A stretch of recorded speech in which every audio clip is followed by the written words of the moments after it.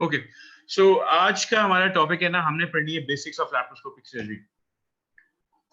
सो laparoscopic surgery के बहुत सारे नाम हैं। उसको कोई सीलियोस्कोपी भी कहता है, उसको मिनिमल एक्सेस सर्जरी भी कहते हैं, मिनिमल इन्वेजिव सर्जरी भी कहते हैं, सर्जरी भी कहते हैं। सो मेन जो नाम है ना वो एंडोस्कोपिक सर्जरी है, ठीक है। So you are using an endoscope for operating, ठीक है। अब उस एंडोस्कोप को चाहे आप जिस कहते हैं जीआई वाले यूज करते हैं, upper GI endoscopy, lower GI endoscopy, वो डायग्नोस्टिक प्रोसीजर है, ठीक है। थोरैसिक सर्जन जो यूज करते हैं तो उसको थोरैकोस्कोपी कहते हैं। अगर वो सर्जरी कर रहे होते हैं तो उसको वैट्स कहते हैं, वीडियो असिस्टेड थोरैकोस्कोपिक सर्जरी। हमें नाम सारे कम से कम इतने तो आने चाहिए, ठीक है। अगर मीडियास्नोस्कोपी मतलब मीडिया में देख रहे हैं तो उसको मीडियास्नोस्कोपी कहते हैं। अगर रेट्रोपेरिटोनियम को देख रहे हैं उसको रेट्रोपेरिटोनियोस्कोपी कहते हैं। आर्थ्रोस्कोपी है, हिस्टेरोस्कोपी है। So every scope the name according to the place जहां पे वो स्कोप जा रही है, ठीक है। चाहे उसको आप डायग्नोस्टिक पर्पस के लिए यूज करें, चाहे उसको आप ऑपरेटिव पर्पस के लिए यूज करें, ठीक है। और हमारी अपनी जो लैप्रोस्कोपी, लैप्रो जो है ना एब्डोमेन को कहते हैं, तो anything related to the abdomen, laparotomy, laparoscopy, ठीक है। तो इसी वजह से वो लैप्रो है, अदरवाइज है ये एंडोस्कोपिक सर्जरी, ठीक है। नोट्स क्या होता है?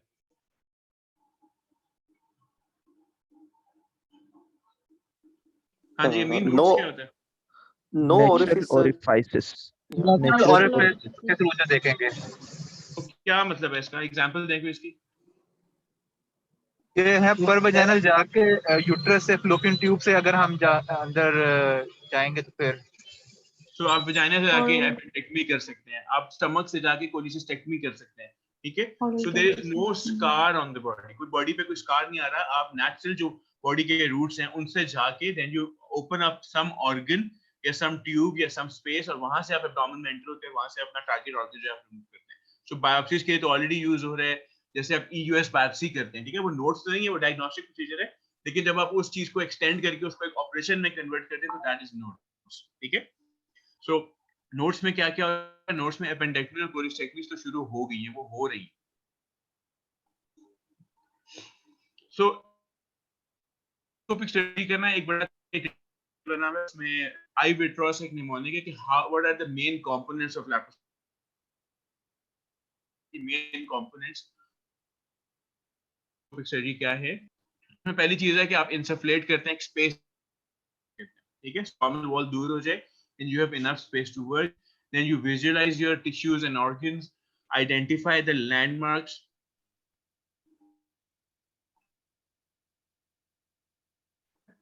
कि आप अपनी पोर्ट्स ऐसे डालते हैं कि आपको वर्किंग इजी हो जाए, ठीक है। So not everything has to come from one direction. कोई इंस्ट्रूमेंट एक साइड से आ रहा होगा, कोई और इंस्ट्रूमेंट अदर से आ रहा होगा, कैमरा कहीं और से आ रहा होगा। इस पूरी चीज को ट्रायंगुलेशन कहते हैं। जो आपकी टेबल की प्लेसमेंट है, आपकी पोर्ट्स की प्लेसमेंट है, मॉनिटर कहाँ होना चाहिए, इस सबको एर्गोनॉमिक्स कहते हैं। हम डिस्कस करेंगे अभी सारी की सारी कि आइडियल पोजीशन किस चीज की क्या होनी चाहिए, ठीक है। सो दिस इज एर्गोनॉमिक्स, जो आपकी hand position, patient position, table position, surgeon position, ये सारी चीजें जो है ना कैसे असेस करने, सारे प्रोसेस को, सारी स्टडी को एर्गोनॉमिक्स कहा जाता है, ठीक है। उसके बाद आप अपने एक्स्ट्रा ऑर्गन्स को अपने टारगेट ऑर्गन पे ऑपरेट करते हैं, हीमो इंश्योर करते हैं, और फिर इन पे आप स्पेसिमेन को रिमूव कर लेते हैं, ठीक है, जो भी आप निकालना चाह रहे हैं। मेन कंपोनेंट्स है लैप्रोस्कोपिक सर्जरी। अब व्हाई डू इट लैप्रोस्कोपिक, बहुत पुरानी डिबेट है, हम सबको पता है कि ओपन और लैप्रोस्कोपिक में क्या फर्क है। सो ओपन में यस हमारे पास 7 डिग्रीज ऑफ फ्रीडम है। ये क्या होते हैं 7 डिग्रीज ऑफ फ्रीडम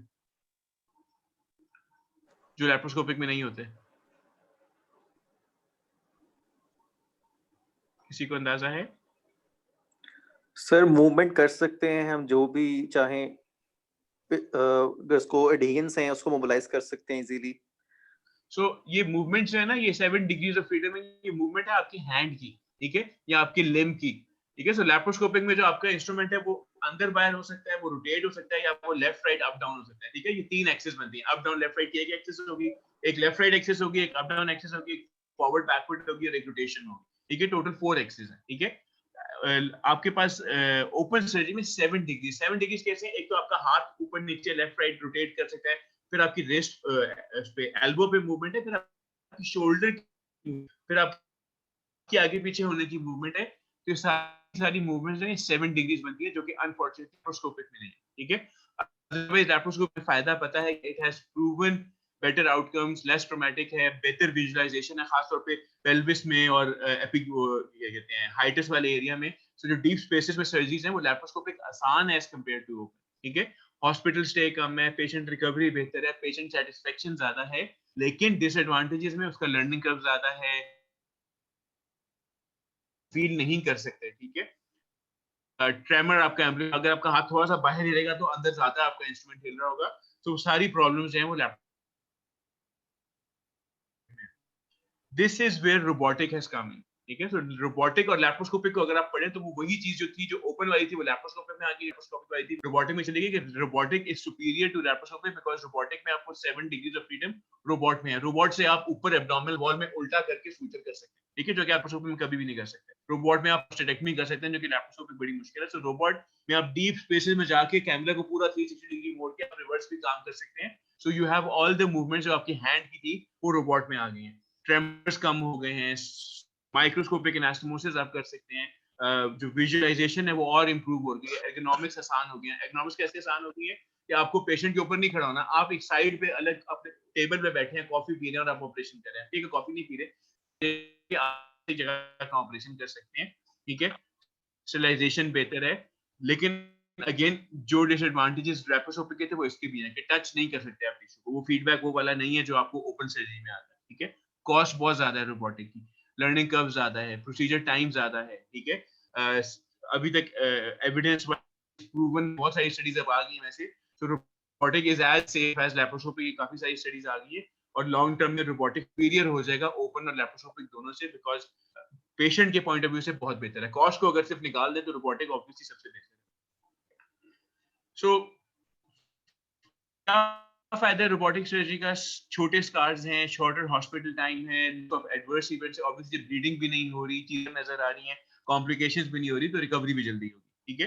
पेन कम होगी, ब्लड की जरूरत नहीं पड़ेगी, ब्लड लॉस कम होगा और पेशेंट जल्दी घर जाएगा और पेशेंट जल्दी काम पे वापस जाएगा, ठीक है। So robotics is the future, ठीक है। और ये रोबोटिक सर्जरी है, पेशेंट सर्जन यहाँ बैठा हुआ है कंसोल पे और वहां पे सर्जरी हो रही है, ठीक है। सो रोबोटिक सर्जरी दो किस्म की होती है, एक है टेली ऑपरेटेड जो हम नॉर्मली देखते हैं कि एक तरफ सर्जन चेयर पे बैठा हुआ है, अपने कैमरा से अंदर देख के माइक्रोस्कोप से, और उधर उसके आर्म जो है ना वो रोबोट की मूव कर रहे हैं और वो सर्जरी कर रहा है, ठीक है। This is teleoperated. एक और होते हैं इमेज गाइडेड सिस्टम, ठीक है, हमारे नहीं है, ज्यादातर न्यूरो सर्जरी और ऑर्थोपेडिक में यूज होते हैं। सो इमेज गाइडेड सिस्टम जो है ना, उसकी मैं आपको एग्जांपल देता हूँ कि ये राइट पे नीचे इमेज देखिए तो स्पाइन की सर्जरी हो रही है। This patient has a spine fracture और इस स्पाइन के फ्रैक्चर को फिक्स किया जा रहा है विद नेल्स, ठीक है। सो एग्जैक्टली नेल कहाँ पे पुश करना है वो हमें तो नहीं पता, ठीक है। तो ये जो रोबोट है ये सीटी स्कैन के साथ अपने आप को कोरिलेट करता है और एग्जैक्टली जहाँ पे आपको नेल डालना है वहां पे ना इसका ये जो आर्म है वहां के पे रुक जाता है और वहां से आप अपने सिंपली ड्रिल करते हैं, सीधा ड्रिल करके अपना नेल डाल देते हैं, तो the nail goes exactly where it's supposed to go. इधर भी नेल गया हुआ है, इधर भी नेल गया हुआ है, ठीक है। सो आप एग्जैक्टली जहाँ पे अपनी नेलिंग करना चाह रहे हैं वहां पे नेलिंग हो जाती है without actually opening the things. आपने कोई स्किन ओपन नहीं की, कुछ नहीं किया, हल्का सा स्किन पे निक दिया और अपना स्क्रू ड्राइवर पकड़ा, स्क्रू पकड़ा, उसको आराम से आपने स्क्रू कर दिया, आपका फ्रैक्चर फिक्स हो गया अपनी जगह पे विदाउट ओपनिंग एनीथिंग। इसको कहते हैं इमेज गाइडेड रोबोटिक सिस्टम, ठीक है। सो न्यूरो सर्जरी और ऑर्थोपेडिक्स वाले यूज करते हैं, हमारा तो ये नहीं, हमारा ऊपर वाला है जो हम लैप्रोस्कोपिक सर्जरी कर रहे होते हैं, बड़ा सा एक रोबोट पेशेंट के ऊपर फिक्स कर दिया जाता है, उसके आर्म्स जो है वो इंस्ट्रूमेंट्स पेशेंट के अंदर गए होते हैं और सर्जन साइड पे जाके कंसोल पे बैठ के लगा, ठीक है। सो ये है हमारी 7 डिग्रीज ऑफ मूवमेंट।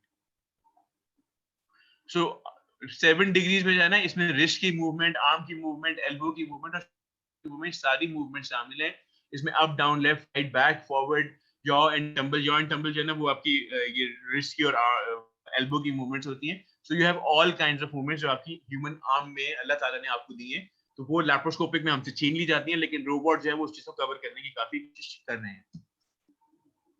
अब पेशेंट में मिनिमल एक्सेस सर्जरी करनी चाहिए, हर पेशेंट में करनी चाहिए, ठीक है। सो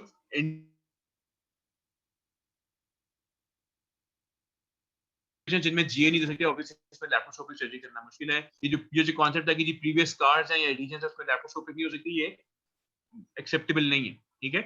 लोगों ने बड़ी बड़ी लेप्रोटमीज के बाद भी लैप्रोस्कोपिक की है, सारी एडिशन वो ऐसा ऐसा ब्रेक करके चलते जाते हैं। So additions are the relative contraindication, आपकी एक्सपर्टीज के ऊपर है, वरना मना नहीं है, ठीक है। ओबीस लोगों में हमें पता है हम सारी बेरियाट्रिक सर्जरी ओबीस लोगों में ही कर रहे हैं। स्केलेटल डिफॉर्मिटी अगर पेशेंट को है कि उसकी स्पाइन प्रॉब्लम है तो उसमें ऑब्वियसली मुश्किल होगा, लेकिन मना नहीं है, आप कर सकते हैं तो आप जरूर ट्राई करें। कोएगुलोपैथी नहीं होनी चाहिए, थ्रोम्बोप्रोफाइलैक्सिस देना चाहिए, इन्फॉर्म्ड कंसेंट देना चाहिए, तो जैसे हर सर्जरी के लिए होता है। प्री ऑपरेटिव इवैल्यूएशन लैप्रोस्कोपिक की और ओपन की को फर्क नहीं है, ठीक है। आपने सिर्फ ये देखना होता है कि प्रीवियस सर्जरीज हुई हैं, प्रीवियस स्कार्स हैं कि नहीं, ताकि आपको ये पता हो कि आपने एक्सेस कैसे लेनी है, मैंने पहली पोर्ट कैसे लेनी है, वो सबसे इंपॉर्टेंट, ठीक है। अगर आप उसी लेबोरेटरी स्टार में से पोर्ट डालने की कोशिश करेंगे तो you are definitely going to damage something, so वो आपको पहले से पता होना चाहिए कि आपने एक्सेस कहाँ से लेनी है, ठीक है। पेशेंट ओबीस है या थिन है, इससे फर्क पड़ता है, अम्बिलिकस की पोजीशन कैसी है, प्रीवियस स्कार्स कैसी, इन सब की बेसिस पे आपने डिसाइड करना होता है कि आपने पेशेंट की एक्सेस कैसे लेनी है, वो हम आगे डिस्कस करते हैं, ठीक है। पेशेंट जब ओआर में जाता है तो it is advisable not NG और फोलीज डाल दें, हालांकि हम हर केस में नहीं डालते लेकिन डाल सकते हैं। पेशेंट पोजीशन इंपॉर्टेंट है, depending on where you are operating, या तो आप ट्रेंडुलर ब्रेक यानी कि हेड डाउन कर रहे होते हैं या हेड अप कर रहे होते हैं। नॉर्मली लैप्रोस्कोपिक सर्जरी में एक्सट्रीम पोजीशन होती है, फुल हेड अप हुआ होता है या फुल हेड डाउन हुआ होता है, डिपेंडिंग आप पेल्विस में जब सर्जरी कर रहे हैं पैर ऊपर होते हैं, सर पूरा नीचे होता है, ठीक है। उसके अपने फिजियोलॉजिकल इफेक्ट्स हैं। अगर आप हाइटस पे काम कर रहे हैं, कोई हेलर्स माइटमी कर रहे हैं या कुछ ना काम कर रहे हैं तो उसमें हेड फुल अप होगा, पैर फुल नीचे होंगे, उसके अपने फिजियोलॉजिकल इफेक्ट्स हैं, वो हमें पता होने चाहिए, ठीक है। सो लैप्रोस्कोपिक सर्जरी में जब हम एब्डोमेन में हवा भरते हैं उसके भी फिजियोलॉजिकल इफेक्ट्स हैं, जब हम पेशेंट पोजीशन बनाते हैं उसके भी फिजियोलॉजिकल इफेक्ट्स हैं। So before putting in your first port, you have to examine the abdomen, उसका साइज देखें, उसके previous scars हैं वो देखें, abdominal wall कितनी रिलैक्स है, umbilicus कैसा है, वहाँ पे कोई hernia तो नहीं है। अगर हो सके तो aortic bifurcation देखें कहाँ पे है, sectional promontory को palpate करें, because कई दफा आपकी various needle जाके सीधा aorta को भी hit कर सकती है, ठीक है। और पेट में कोई mass तो नहीं है, ठीक है, अगर कोई mass है तो obviously आपको उसमें भी ध्यान से open technique से port डालनी चाहिए। थिएटर सेटअप कैसा होता है? थिएटर सेटअप दो किस्म है, ठीक है। एक जो हम रूटीन में करते हैं कि जी सर्जन एक साइड पे और असिस्टेंट और नर्स जो है वो एक साइड पे है, ठीक है। सो ये रूटीन का हमारा सेटअप है। जो लैप्रोस्कोप का कैमरा होता है वो सर्जन के ऑपोजिट पड़ा होता है, ठीक है। सो सर्जन के सामने कैमरा है, साइड पे असिस्टेंट है, और सर्जन के साइड पे या सामने डिपेंड करता है कौन सी सर्जरी कर रहे हैं, second assistant can be on either side, ठीक है। दूसरा जो सेटअप है ना, इसको फ्रेंच पोजीशन कहते हैं, जिसमें आप स्प्लिट लेग पोजीशन होती है, ठीक है। उसका फायदा क्या है? उसका फायदा ये है कि सर्जन जो है ना वो लेग्स के बीच में खड़ा होता है और मॉनिटर को या लेफ्ट या राइट या बिल्कुल हेड एंड पर रख दिया जाता है। सो उस पर वर्क करना आसान होता है और उस पर लड़ाइयाँ भी कम हो रही होती है, ठीक है। हर असिस्टेंट के पास अपनी जगह खड़े होने के लिए, सर्जन के पास अपनी जगह खड़े होने के लिए, तो it's easier to work in a French position, ठीक है। It's easier to operate in a French position, ठीक है। जो लोग फ्रेंच पोजीशन के आदी हैं उनसे दूसरे पोजीशन में काम ही नहीं होता, बिकॉज वो मुश्किल हो रहा था कि आप पेशेंट के साइड पे खड़े होकर ऊपर काम कर रहे हैं या पेशेंट के एक साइड पे खड़े होकर आप पेल्विस में तो खैर इसमें नहीं काम कर सकते। अपर जीआई सर्जरी के लिए फ्रेंच पोजीशन सबसे ज्यादा प्रेफर्ड है। दूसरी चीज है मॉनिटर की पोजीशनिंग और पेशेंट की पोजीशनिंग, ठीक है। सो आप जब ऑपरेट कर रहे होते हैं तो जो आपका मॉनिटर है लैप्रोस्कोप का, वो आपकी आईज के बिल्कुल सामने होना चाहिए, ठीक है। जितना ऊपर होगा या नीचे होगा, आपकी हेड नेक जो उतनी टिल्ट होगी उतना आपका सर थकेगा, गर्दन थकेगी, ठीक है। पेशेंट को ऐसे होना चाहिए कि थोड़ा सा जो है ना वो आपके सामने से एलिवेटेड हो। ये जो पेशेंट की एलिवेशन थोड़ी सी ज्यादा होनी चाहिए, ठीक है। सो पेशेंट की एलिवेशन थोड़ी सी अगर एलिवेटेड होगी तो काम करना आसान होगा, स्ट्रेट होगा तो काम करना मुश्किल होगा, ठीक है।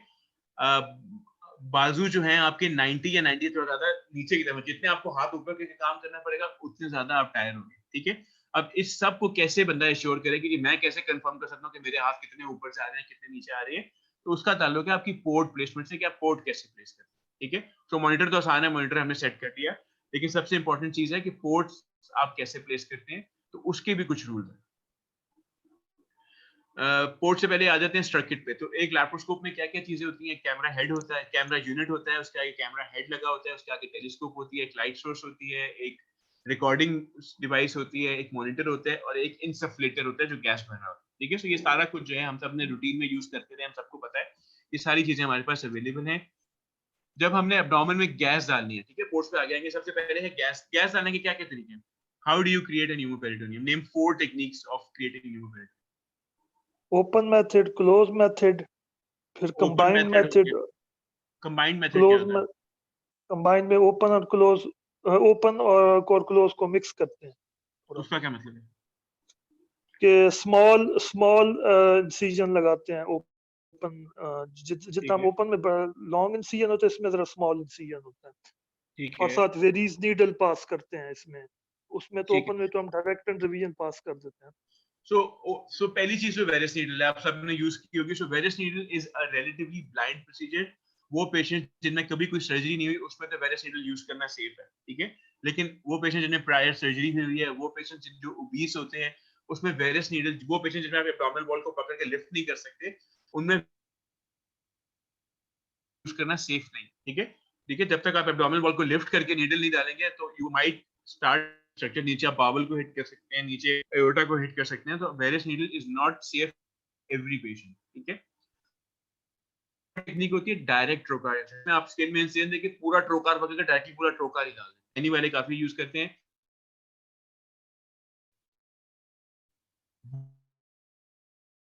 कोई ज्यादा फर्क, ओपन टेक्निक हमें पता है, इसमें हम हर चीज अंडर विजन कर रहे हैं। पहले आप स्किन खोलते हैं, सबनेस टिश्यू खोलते हैं, शीट को ढूंढते हैं, शीट को ओपन करते हैं, पेरिटोनियम खोलते हैं और फिर अपना ब्लंट ट्रिप वाला ट्रोकार डालते हैं ताकि कोई चांस ही ना रहे कि आप कोई चीज इंजर करें, ठीक है। This is Hasson's technique.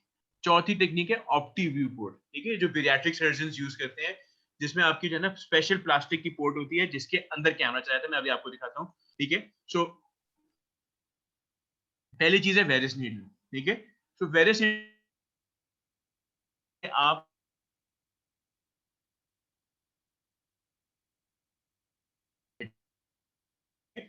You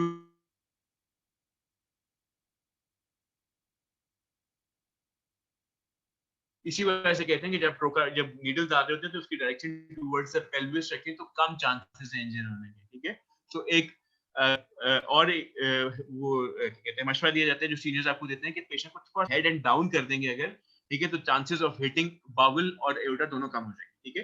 तो अगर आप पेशेंट का हेड एंड थोड़ा सा नीचे करके वेरियस नीडल डालेंगे तो आपकी बावल भी सारी की सारी मूव होकर ऊपर चली जाएगी और आपकी एओर्टा भी थोड़ी सी मतलब एंगल ऐसा बन जाएगा कि जब आप नीडल डालेंगे तो ये needle will be away from the bifurcation, आपके एओर्टा हिट करने के चांसेस कम होंगे, ठीक है। लोकल एनेस्थीसिया लगाना है, एब्डोमिनल वॉल को लिफ्ट करना है और आराम से नीडल सेट करनी है। उसके बाद आपने कंफर्म करना होता है कि क्या आपकी नीडल एब्डोमेन में ही है या प्री पेरिटोनियल प्लेन में। आप वो कैसे कंफर्म करेंगे?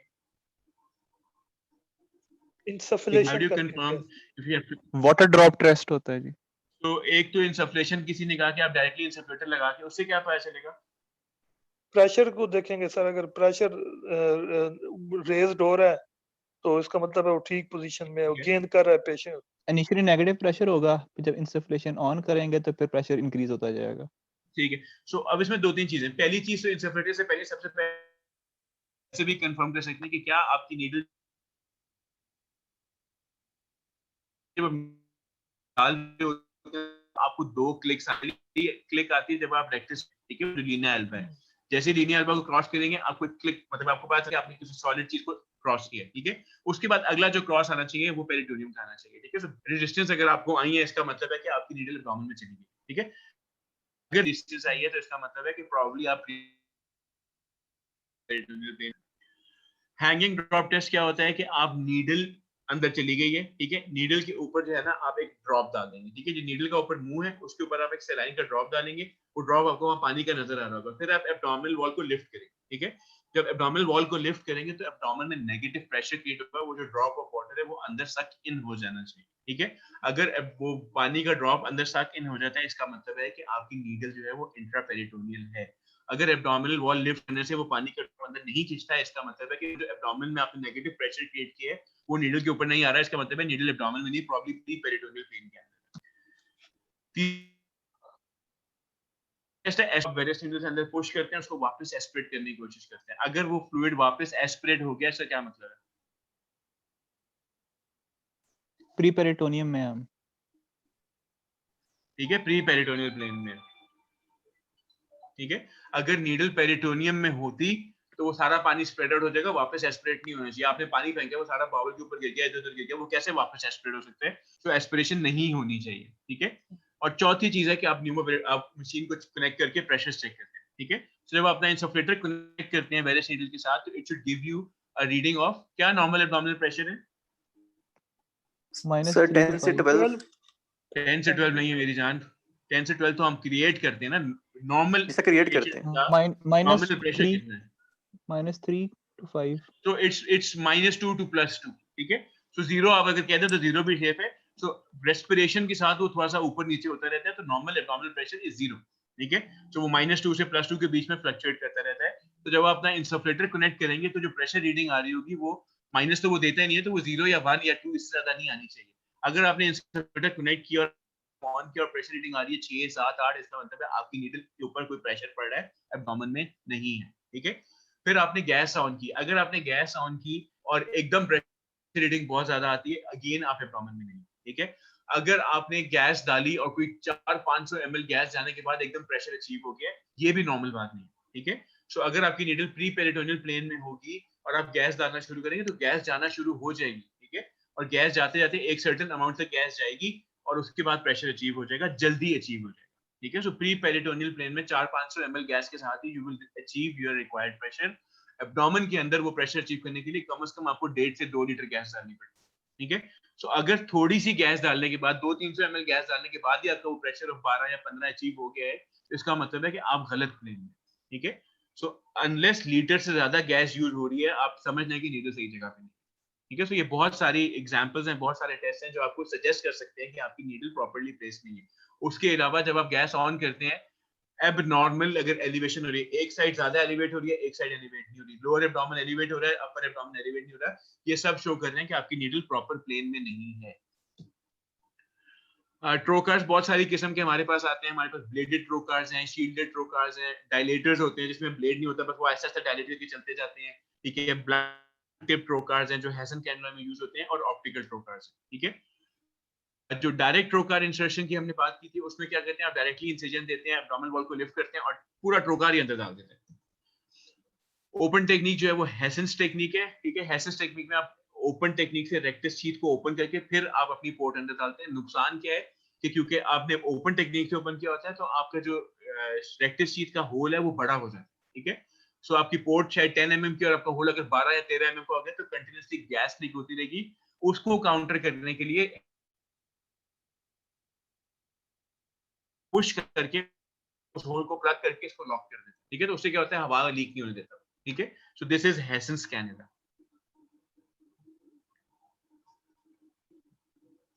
और ये है ऑप्टीव्यू ट्रोकार, ठीक है। सो ऑप्टीव्यू ट्रोकार जो है ना, राइट वाले इमेजेस देखें तो ये 3 किस्म के ट्रोकार्स हैं।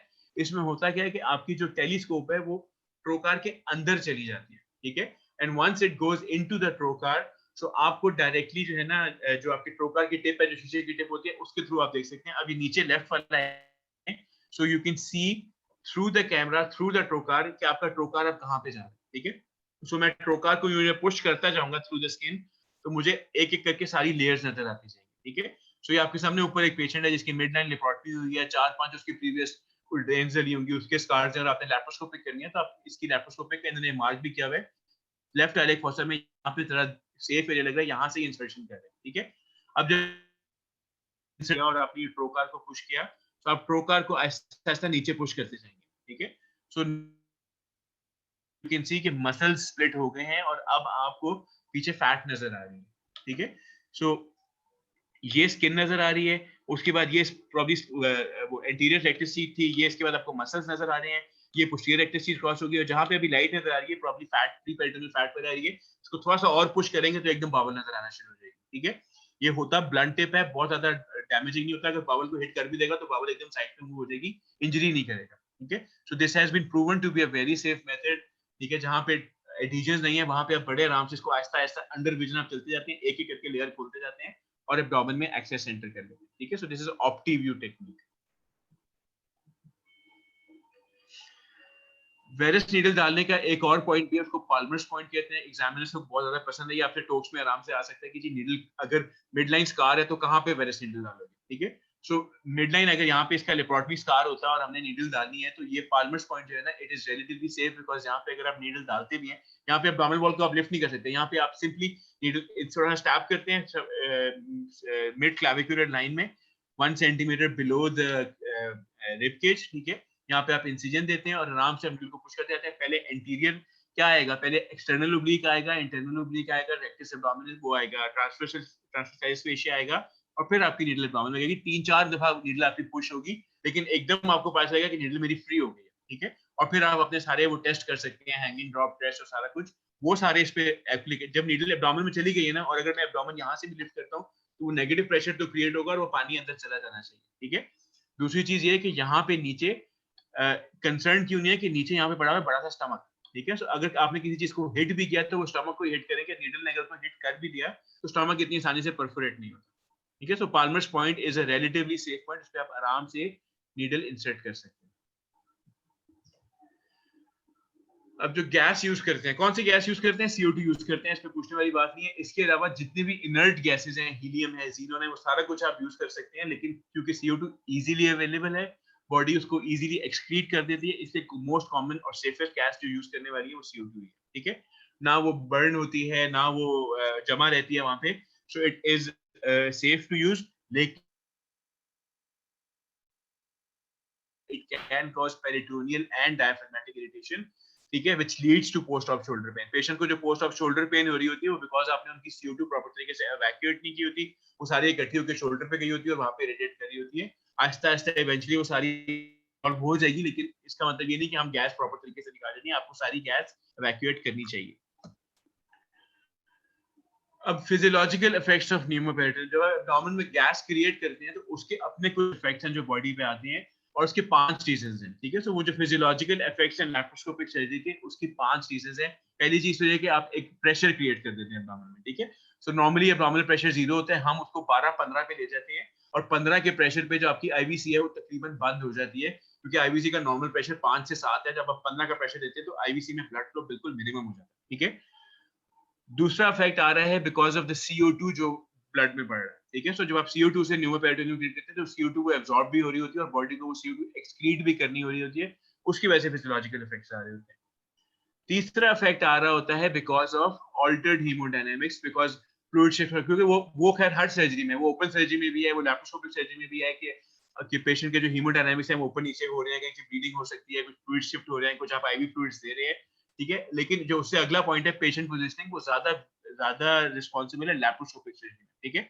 वो जो फुल हेड अप या फुल हेड डाउन है वो ज्यादा लैप्रोस्कोपी में करना पड़ता है, ओपन में इतना नहीं करना पड़ता। जब ओपन में आप पेल्विक सर्जरी कर रहे होते हैं तो आपको बहुत ज्यादा हेड डाउन करने की जरूरत नहीं पड़ती, लैप्रोस्कोपी में तो आप बिल्कुल ही हेड डाउन करते हैं, ठीक है। पैर हवा में लटके होते हैं, सर नीचे लटका होता है, तो उसके बहुत ज्यादा फिजियोलॉजिकल इफेक्ट्स हैं, वो भी इंपॉर्टेंट है।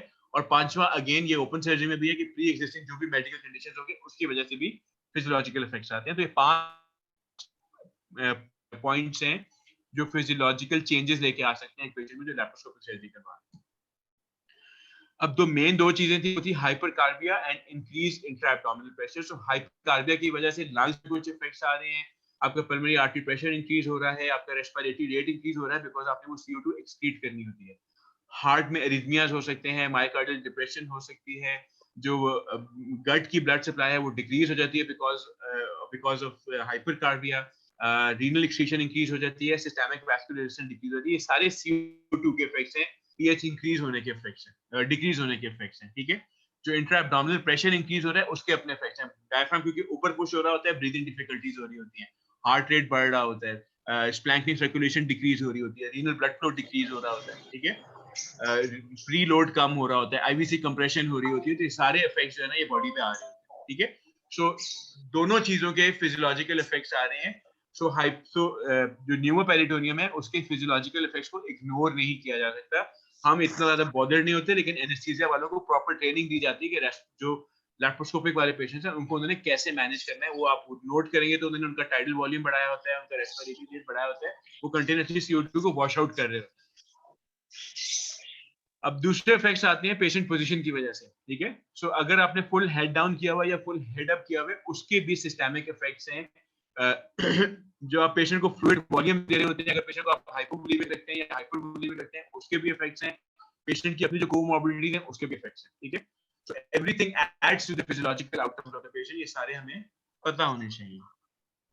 अच्छा, अब आपने और पोर्ट्स डालनी है, ठीक है। लैप्रोस्कोप आपने न्यूमोपेरिटोनियम तो क्रिएट कर लिया, आपका रिक्वायर्ड प्रेशर आ गया, अब you want to insert ports for working, ठीक है। सो एक पहला आपका कैमरा पोर्ट थी, अब आपको दो कम से कम मिनिमम दो आपको वर्किंग पोर्ट्स चाहिए होती हैं, और फिर अगर आपके पास असिस्टेंट है तो असिस्टेंट के लिए एडिशनल पोर्ट डालते हैं, ठीक है। So this is the most crucial step. So wrong port placement is a major cause of stress for the surgeon. इसमें एर्गोनॉमिक्स बहुत इंपॉर्टेंट है, टेबल की हाइट, स्क्रीन की हाइट, फुट पेडल लोकेशन क्या होगी, कैमरा पोर्ट और working port के बीच में डिस्टेंस कितना होगा, सर्जन कहाँ खड़ा होगा, असिस्टेंट कहाँ खड़ा होगा, ये सब इंपॉर्टेंट है, ठीक है। तो सबको कंसीडर करना है जब आप पोर्ट डालनी है। माइक अपना म्यूट कर लें प्लीज।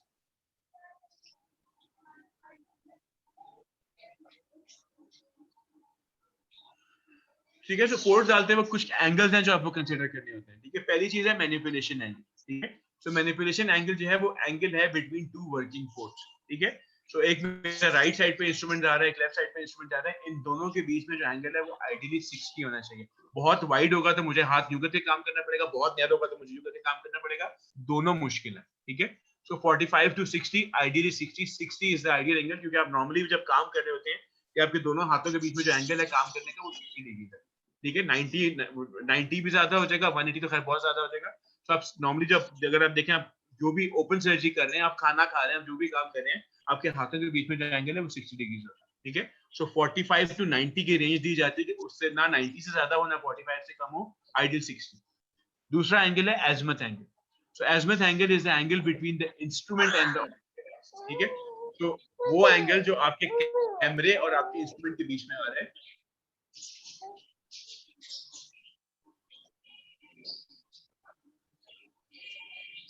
नोट 10 प्लीज अपना माइक म्यूट कर लें। मेरा भी तस्वीर भी जाना, फिर चाय बनाऊं अपने लिए। ये मेरा दूध के लिए रखी। ठीक है। सो एज़िमुथ एंगल जो है वो कैमरा और इंस्ट्रूमेंट्स के बीच का एंगल है, ठीक है। सो नॉर्मली जब आप अपने पोर्ट्स डालते हैं, आपका कैमरा सेंटर में होता है और आपकी दोनों पोर्ट साइडों पे आ रही होती है, तो उसका एंगल जो है ना वो 30 डिग्रीज होना चाहिए, ठीक है। वो लॉजिकल सी बात है। अगर दोनों इंस्ट्रूमेंट्स के बीच में एंगल 60 और सेंटर में कैमरा है तो उनका एंगल 30 डिग्री होना चाहिए, लेकिन हमेशा ये सिचुएशन नहीं होती। एक दफा आपका कैमरा एक साइड पे होता है और आपकी दोनों वर्किंग पोर्ट एक साइड पे होती है, तो उसमें ये एंगल जो है ना वो बढ़ जाता है। तीसरी चीज है एलिवेशन एंगल, ठीक है। एलिवेशन एंगल जो है ना वो होता है angle between the patient and the instrument, ठीक है। सो अगर मेरा पेशेंट लेटा हुआ है, ठीक है, ये मेरा पेशेंट लेटा हुआ है और मैंने उसकी सर्जरी करनी है, और मेरा यहाँ पे ये गॉलब्लैडर पड़ा, मैंने सर्जरी करनी है और मेरा इंस्ट्रूमेंट डाल दिया यहाँ पे, ठीक है। तो मेरा जो इंस्ट्रूमेंट है ना वो सीधा 90 डिग्री के अंदर एंटर हो रहा होगा, तो मुझे ऐसे करके काम करना पड़ेगा, हाथ ऊपर से आ रहा होगा, ठीक है। तो मेरा इंस्ट्रूमेंट दूर होना चाहिए वर्किंग एरिया, ताकि मेरा एंगल ऐसे बने, ठीक है। तो ये जो एंगल है आपका between the patient and the instrument, इसको कहते हैं एलिवेशन एंगल, ठीक है। So it is the angle between the instrument and the horizontal plane. ये एंगल भी बड़ा इंपॉर्टेंट है, इसको भी 60 डिग्री से ज्यादा नहीं होना चाहिए, ठीक है। तो बहुत नीचे अगर होगा, बिल्कुल पैरेलल टू द पेशेंट, आप दूर जाके इंस्ट्रूमेंट चार्ज आपको तो हाथ नीचे के काम करना पड़ेगा या 90 डिग्री पे काम करना पड़ेगा, वो भी, ठीक है। So manipulation angle between the two instruments it should be 60 degrees. Azimuth angle जो between the camera and the instrument it should be 30 degrees. जो elevation angle है between the patient and the instrument it should be 60 degrees, ठीक है। तो ये तीनों angles हैं, ये आपसे एमसीक्यूज में आते हैं, बड़े इंपॉर्टेंट हैं और ये आपकी वर्किंग के लिए बड़े इंपॉर्टेंट है, ठीक है। सो अगेन दोबारा वही चीज आ रही है, azimuth angle क्या होता है? Azimuth angle is between your camera and your instruments, ठीक है। सो अगर आप खाने की एग्जांपल है कि जब आप खाना खा रहे होते हैं तो ये आपकी आंखें यूं करके सीधा देखती हैं, इधर से आपने फोर्क पकड़ा हुआ है, इधर से आपने नाइफ इधर से आपने फोर्क पकड़ा हुआ है, ये दोनों 60 डिग्री के एंगल पे आपस में, और इनका जो आंखों के साथ एंगल है वो 30 डिग्री है। तो this is how we are used to work, ठीक है। सो इस तरह काम करना, लैप्रोस्कोपी में भी इस तरह काम करना आसान है, कैमरा और उन दोनों का आपस में एंगल 60 हो, दिस इज आइडियल। ये दूसरी सेंटर वाली पिक्चर में आपको मैनिपुलेशन एंगल नजर आए, दोनों हाथों के बीच में एंगल है, ये 60 to 90 उसमें लिखा हुआ है। तो बेसिकली 45 to 90 की लिमिट है, 45 से कम प्रॉब्लमेटिक है, 90 से ज्यादा प्रॉब्लमेटिक है, 60 आइडियल। और ये जो राइट पे उसमें आप देखें तो इसका एलिवेशन एंगल बहुत ज्यादा है, ठीक है। अब उसको सर्जन को हाथ ऐसे करके काम करना पड़े, ये 5 मिनट में इसका हाथ थक जाएगा और कहेगा मुझे सर्जरी नहीं हो रही। रीजन क्या है कि इसका जो टारगेट ऑर्गन है वो नीचे पड़ा, उसके बिल्कुल ऊपर उसने इंस्ट्रूमेंट डाल दिया, so this is not going to work, ठीक है। तो अब आपने जब ट्रोकार्स डालने हैं तो आपने कैसे डालने, how do you put your trocars? उसके दो प्रिंसिपल्स हैं, एक प्रिंसिपल है ट्रायंगुलेशन का, एक प्रिंसिपल है सेक्टराइजेशन, ठीक है। तो ट्रायंगुलेशन का प्रिंसिपल ये कहता है कि अगर ये मेरा टारगेट ऑर्गन है, ठीक है, लेट्स से गॉलब्लैडर की तरह, ये मेरा टारगेट ऑर्गन, ये मेरा एब्डोमेन है और ये मेरा गॉलब्लैडर है और यहाँ पे ब्रैकेट में कैमरा डाला हुआ है, तो वो ये कहता है कि ये तो मेरा एंगल कैमरे का बन गया, ठीक है। अब मेरा इंस्ट्रूमेंट यहाँ से आना चाहिए, एक इंस्ट्रूमेंट मेरा यहाँ से आना चाहिए, और इन दोनों का जो एंगल है वो मैक्सिमम 90 ऐसे ज्यादा नहीं होना चाहिए, ठीक है। सॉरी, ये गॉलब्लैडर यहाँ पे होगा, एक इधर इंस्ट्रूमेंट आ जाएगा और एक इधर इंस्ट्रूमेंट आ जाएगा, ठीक है। और इसी प्रिंसिपल पे डाल रहे हो, ठीक है। सो दिस इज ट्रायंगुलेशन, कि कैमरा आपको सेंटर से दिखा रहा है और आपके जो दो इंस्ट्रूमेंट्स है वो एक राइट से आ रहे हैं और एक लेफ्ट से आ रहे हैं, ठीक है। So this is called triangulation, ठीक है। So trocars are directed toward organ. Optical trocar forms the apex of a triangle. Primary working trocars are 5-7 centimeters on either side of the optical trocar या camera port. Target organ should be 15 to 20 centimeters from the optical and working trocars. Angle of working instrument should be 45 to 90 degrees and they should be equal. ठीक है, यानी कि कैमरे के जो right पे instrument है और कैमरे के जो लेफ्ट पे इंस्ट्रूमेंट है उनके एंगल जितने इक्वल होंगे उतना आसान होगा काम करना. Secondary detecting ports in the same arc but more laterally. जो आपके सिस्टम की पोर्ट्स है उसी थोड़ा सा और लैटरल डाल के आप सिस्टम की वर्किंग पोर्ट भी डाल सकते हैं और जो स्कोप है वो एटलीस्ट 5 सेंटीमीटर दूर होनी चाहिए टारगेट से. ठीक है, सो ये अगेन ट्रायंगुलेशन बना हुआ है. इसको जो है ना बेसबॉल डायमंड भी कहते हैं, ट्रायंगुलेशन डायमंड भी कहते हैं. सो ये जो है ना आपका टारगेट ऑर्गन है जो आप लिखा हुआ है. ठीक है, तो यहाँ पे आप खेलना चाहते हैं बेसिकली पीछे आपकी कैमरामैन है. ठीक है, और ये आपका एक राइट वाला इंस्ट्रूमेंट है और ये आपका एक लेफ्ट वाला इंस्ट्रूमेंट है. इन दोनों का जो एंगल है ना आपस में वो 90 डिग्री है तकरीबन. ठीक है, और इनका जो एंगल है विद द कैमरा वो 45 डिग्री है इस पिक्चर में. ठीक है, so this is an ideal way to work. आपका कैमरा साइड ऑफ दो इंस्ट्रूमेंट्स और एक पे जा. ठीक है, इसको कहते हैं ट्रायंगुलेशन. आपने एक पूरा ट्रायंगल सा बना दिया. बेसिकली बेसबॉल पिच बनता है, ट्रायंगल ही बनता है, स्क्वायर बनता है, पिरामिड शेप बनता है. ठीक है, लेकिन इसको ट्रायंगुलेशन. ठीक है, इसी तरह ये नीचे राइट पे एग्जांपल देखें तो ये ओवेरियन सर्जरी हो रही है या एपेंडेक्टमी हो रही है. आपने लाइकेस पे कैमरा डाल दिया. ठीक है, एक आपने पोर्ट राइट वाले पोर्शन में डाल दी, एक आपने लेफ्ट वाले पोर्शन में डाल दी. You are working on the right ovary. ठीक है, या राइट हर्निया या अपेंडिक्स आप कोई भी काम कर सकते हैं इसमें. ठीक है, this is called triangulation. Camera centre में दो पोर्ट साइड होगी. दूसरी चीज है सेक्टराइजेशन. दूसरी टेक्निक जो है वो है सेक्टराइजेशन. सेक्टराइजेशन में क्या होता है कि आपका कैमरा एक एरिया में होता है और दोनों वर्किंग पोर्ट्स अलग एरिया में होती है. ठीक है, तो आपका जो सर्जन है वो यहाँ पे खड़ा हुआ है और उसकी दोनों पोर्ट्स राइट वाली और लेफ्ट वाली जो है ना वो दोनों एक ही जगह पे है. वो आराम से काम कर रहा है और जो कैमरा मैन है वो आराम से अलग खड़ा है और यहाँ से उसने टेलीस्कोप डाली हुई है. तो फायदा क्या है कि लड़ाई नहीं हो रही है आपस में. ठीक है, ट्रायंगुलेशन में प्रॉब्लम क्या थी कि अगर लेट्स से सर्जन की एक पोर्ट ये वाली और एक पोर्ट उसने यहाँ पे डाली होती है अपेंडेक्टमी करने के लिए, तो उसके जब दोनों हाथ आ रहे होते तो उसको कैमरा के ऊपर से दूसरा हाथ की काम करना पड़ता है. आप लोगों ने सब एक्सपीरियंस किया हमेशा. सो ट्रायंगुलेशन में नुकसान ये है कि ठीक है काम करना आसान ये है ना, कैमरा भी तंग हो रहा है और सर्जन भी आपस में लड़ाइयां बहुत हो रही होती है. सेक्शन में क्या होता है कि जो कैमरामैन है उसका अपना सेक्टर है और जो सर्जन है उसका अपना सेक्टर है. ठीक है, सो ये जो सेक्टर है पूरा का पूरा ये कैमरामैन का है और ये जो सेक्टर है ये है सर्जन का. ठीक है, नुकसान क्या हो रहा है कि आपकी पोर्ट्स जो है ना वो दोनों बहुत करीब करीब आ गए. दोनों का जो वर्किंग एंगल है वो 60 से कम हो गया. ठीक है, the ports are very close to each other. So काम करना थोड़ा सा मुश्किल होता है. जो नए सर्जन्स होते हैं जो लेप्रोस्कोपिक सर्जरी सीख रहे होते हैं उनके लिए सेक्टराइजेशन में काम करना इज डिफिकल्ट. लेप्रोस्कोपिक नॉटिंग करना सारे काम करना ज्यादा मुश्किल लग रहा होता है. ठीक है, ट्रायंगुलेशन में क्योंकि आपको आपकी नेचुरली ट्रेनिंग ऐसी होती है, हम सारी उम्र ऐसे ही काम करते हैं कि एक राइट से हाथ आ रहा है एक लेफ्ट से हाथ आ रहा है तो काम करना आसान है. इसमें क्या हो रहा है कि आप जैसे देख रहे हो दोनों इंस्ट्रूमेंट ऐसे आ रहे हैं और आप काम कर रहे हैं, वो सीखना जरा मुश्किल होता है. लेकिन सेक्टराइजेशन टेक्निकली जो पुराने सर्जन है वो सारे सेक्टराइजेशन में काम करते हैं बिकॉज उनके लिए हाथ ऊपर ले जाके कैमरे के ऊपर जाके काम करना ज्यादा मुश्किल होता है और ये वाली चीजें वो सीख चुके होते हैं कि मैंने करीब पोर्ट से कैसे काम करना. ठीक है, सो इसमें एक और एग्जांपल लेते हैं कि अगर आपने जैसे आपने हाइटल सर्जरी करनी है यहाँ पे हेलिस्मैक्टमी करनी है, कुछ करना है, ये सब जगह बढ़िया ये सब पड़ा है. तो ये कैमरा है और मैंने पोर्ट्स डालनी है.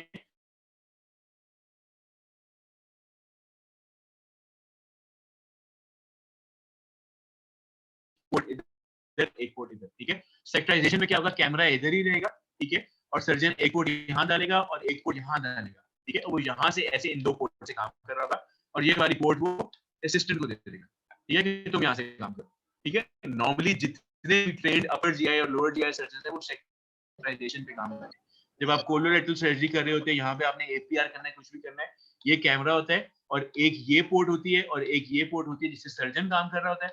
ठीक है, और यहाँ पे जो पोर्ट होती है असिस्टेंट काम कर रहा होता है. This is again sect. ठीक है, वरना आइडियल क्या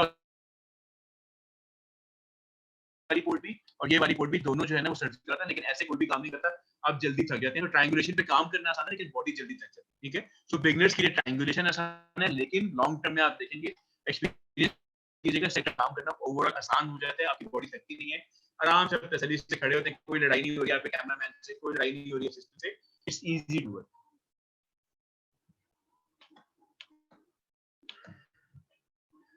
अब लैप्रोस्कोपिक सर्जरी की कुछ प्रॉब्लम्स भी हैं, कुछ कॉम्प्लिकेशन भी हैं, होती है, ओबीस पे मुश्किल हो रहा होता है, बाउल परफोरेशन होगी, उसको कैसे मैनेज करना, मैं कुली करते करते ड्यूटी की इंजरी होगी, आप क्या करें, कुली करते कोलन की इंजरी होगी, आप क्या करें, स्किल्स हैं जो आहिस्ता विद टाइम आप सीखते जाते हो, आपको लर्न करते जाते हैं। सो इट्स नॉट समथिंग जो आप 4 दिन में सीख लेते हैं, इसमें काफी टाइम लगता है, लर्निंग कर्व काफी लंबा है, और ऑपरेटिव ब्लीडिंग होगी, उसको क्या करना है। अब छोटे-छोटे स्कार से आपने स्पेसिफिक पूरा डिवाइड कर लिया, उतनी बड़ी स्क्रीन को मैं डिलीवर कैसे करूं, ठीक है, बड़ा सा गॉल ब्लैडर है, छोटी सी पोर्ट से बाहर नहीं आ रहा, तो मैं निकालूं कैसे, तो सारी चीजें जो है ना, ये भी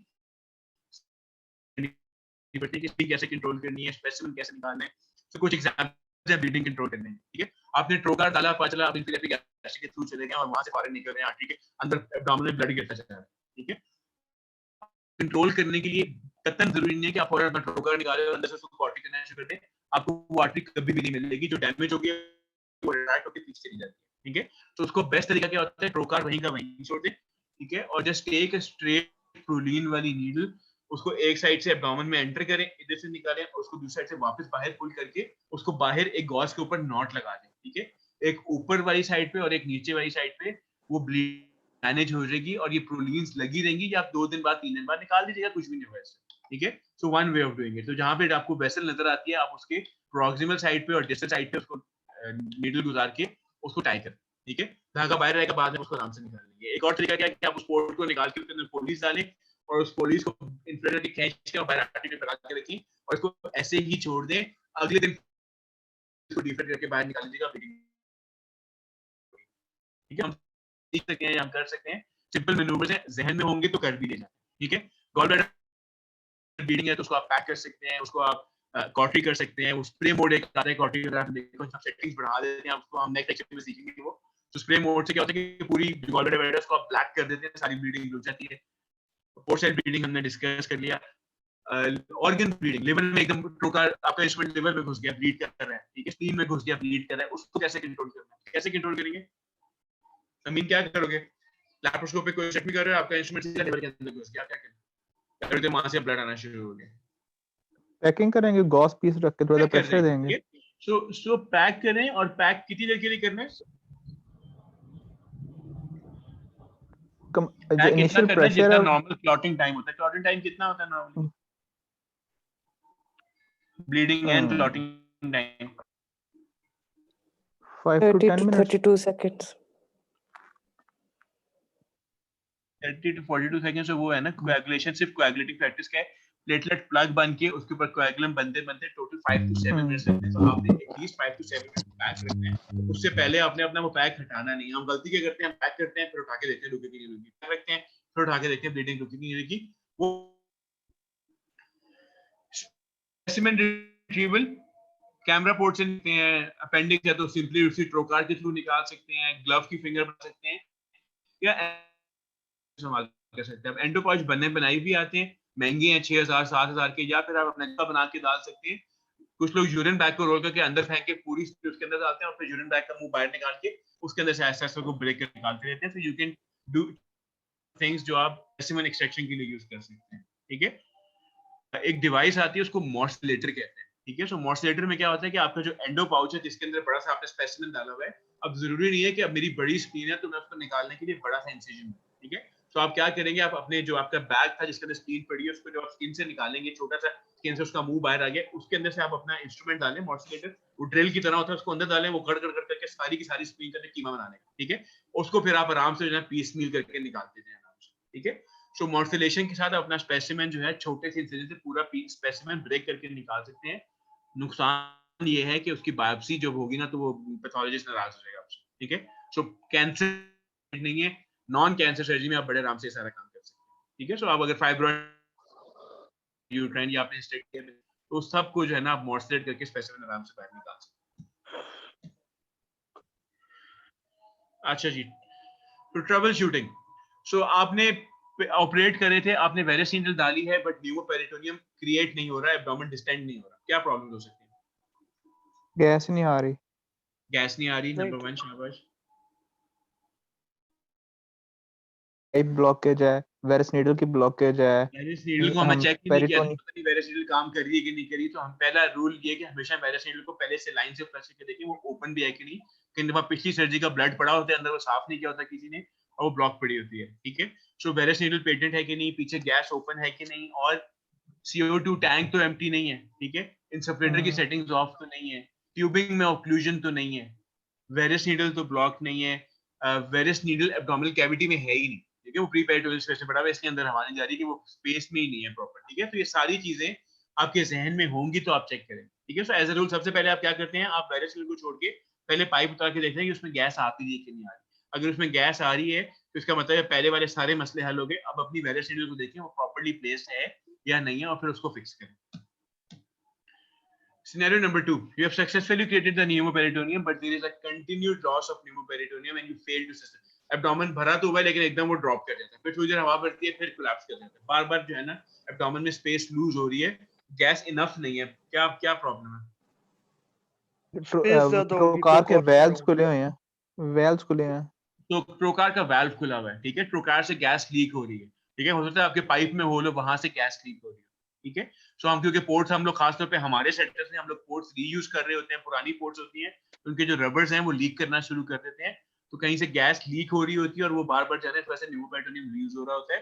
तो उसका हल क्या है कि अपना आप फ्लो रेट बढ़ा सकते हैं, ठीक है। इंसफलेटर्स में फ्लो रेट होता है 30 लीटर 40 लीटर, अगर आप फ्लो रेट को 2 लीटर्स में रखेंगे तो वो कभी भी प्रेशर मेंटेन नहीं होगी, आप फ्लो रेट बढ़ा सकते हैं। अगर थोड़ी बहुत गैस लीक भी हो रही है तो पीछे से ज्यादा गैस खोल दें ताकि लीक होती भी रहे तो प्रेशर मेंटेन रहे, ठीक है। सर नॉर्मल फ्लो रेट कितना है? नॉर्मल आप फ्लो सेट रेट करते हैं, जो डिफॉल्ट आता है वो 2-3 पे सेट हुआ होता है, आप 40 तक लेके जा सकते हैं, ठीक है। वो हर इंटरप्रेटर की सेटिंग्स है, आपकी अपनी मर्जी है। उस फ्लो रेट से पेशेंट के एब्डोमेन पे फर्क नहीं कर रहा, वो सिर्फ ये है कि जी एक कितना फ्लो दे के वो प्रेशर मेंटेन करेगा। प्रेशर 12 पे उसने रुक जाना, जो आपने सेट किया है उससे ज्यादा प्रेशर नहीं देगा। जब प्रेशर मेंटेन हो जाएगा फ्लो रेट 0 पे चला जाएगा, ठीक है।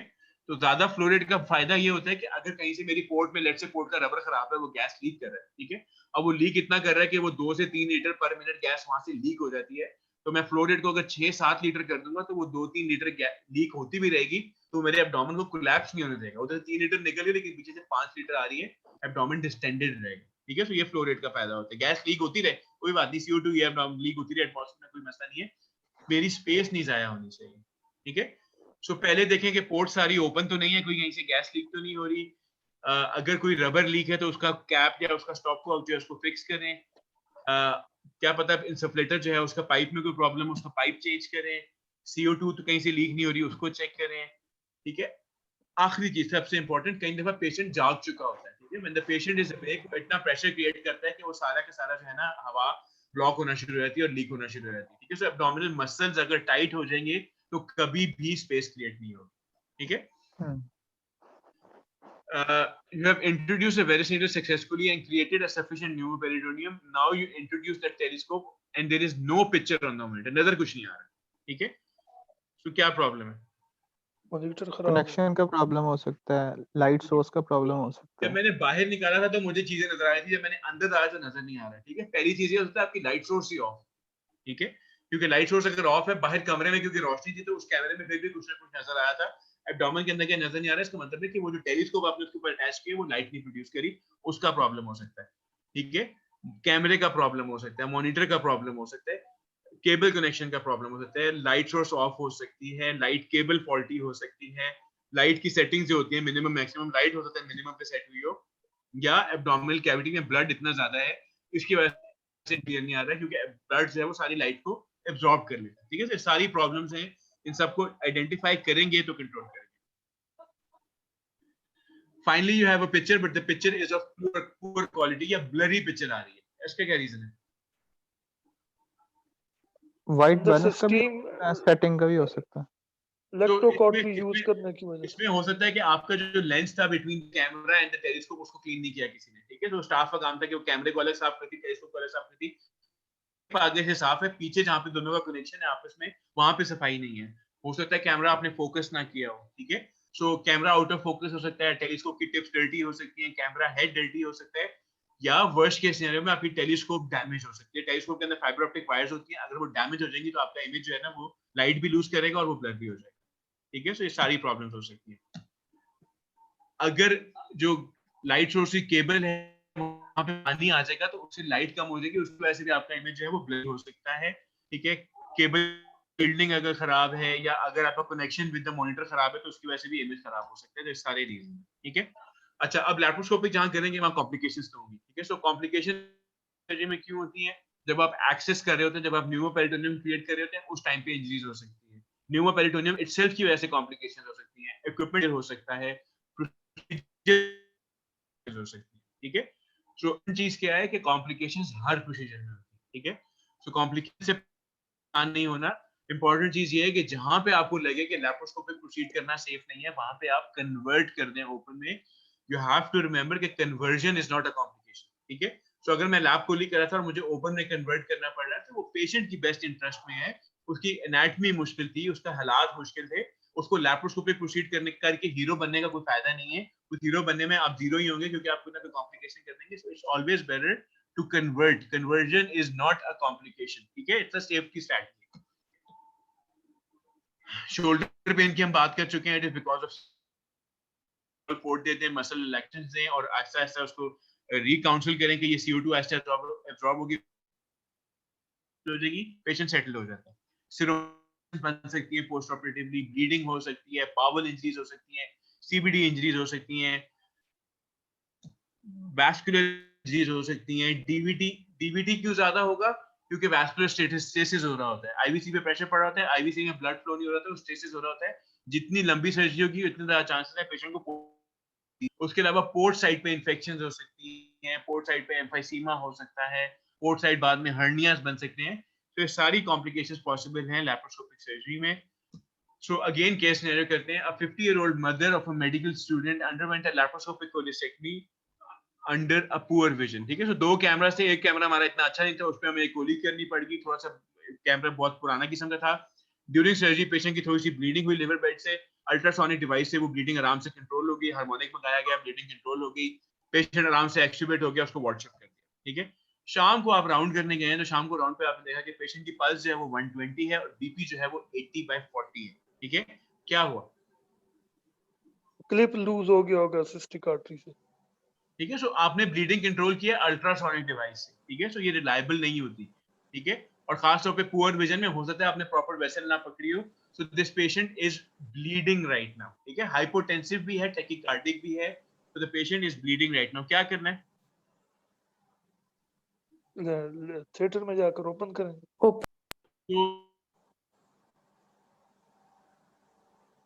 रेसिटेट करेंगे, ब्लड लगाएंगे, स्टेबल करेंगे और साथ अरेंज करके वहां पे जाके इसको ओपन भी कर सकते हैं। लैप्रोस्कोपी, वरना अगर आप सेफ, आपको लैप्रोस्कोपी अच्छी नहीं आती तो आप इसको आप ओपन करके इसको प्रॉपर तरीके से करें। Second surgery should always be a definitive surgery, उसमें आपको चांसेस नहीं लेने चाहिए। Case scenario 2, 33-year-old patient underwent a difficult lap chole, presented with high grade fever on 5th post operative day। आपने जब एग्जामिन किया तो उसको राइट हाइपोकॉन्ड्रियम में टेंडरनेस थी, उसके LFT डिरेंज्ड थे। क्या हुआ? CBD इंजरी है। सो अगर मैं सर्जन हूँ और मैं बड़ा कॉन्फिडेंट हूँ, मेरा सब कुछ ठीक किया था, मैं कहूंगा यार कोई बात नहीं, हल्का सा कोई बाइल लीक हुआ होगा या हीमेटोमा होगा, इसको कंजर्वेटिव रख लेते हैं, ठीक है। जो कोई और देख रहा होगा कि नहीं यार तेरे पेशेंट की CBD इंजरी हो गई है, ठीक है। सो कुछ भी हो सकता है इस पेशेंट में, CBD इंजरी भी हो सकती है, ब्लीडिंग भी हो सकती है, लिवर बेड से बाइल लीक भी हो सकता है। So we need to investigate. Patient ठीक नहीं, ठीक है। सो इस पेशेंट को इन्वेस्टिगेट करेंगे। क्यों हुआ? क्योंकि हमने प्रॉपर तरीके से ट्रायंगल ऑफ सेफ्टी को आइडेंटिफाई नहीं किया होगा, हमने हर चीज सेफ्टी देखी नहीं होगी, ठीक है। नॉर्मली ये नहीं इस केस में जी क्या करें, इस पेशेंट को ऑपरेट कर दें? नहीं सर, सर, MRCP अल्ट्रासाउंड करवाएंगे। कराएंगे, अल्ट्रासाउंड करा कर देखेंगे सिलेक्शन कितनी है। ड्रेन डालेंगे, अगर ड्रेन ब्लड है तो फिर परेशानी की बात नहीं, अगर वो ड्रेन बाद में ERCP करेंगे, सारा हमें पता है, डेकोरम पता है, लेकिन ये कि इसको पेशेंट एंड ड्रेनेज की definitely 45-year-old male underwent a laparoscopic ventral hernia repair, presented on the 5th day with a swelling.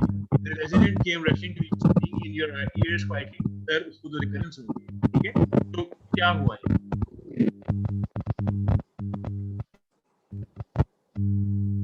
तो आपने वेंट्रल हर्निया रिपेयर किया, पेशेंट घर चला गया, 5वें दिन OPD में फॉलोअप पे आया तो वहां पे बड़ा सा गोला बना हुआ है और आपका रेजिडेंट आके कहते हैं सर जी गड़बड़ हो गई, उसको हर्निया वापस कर दिया।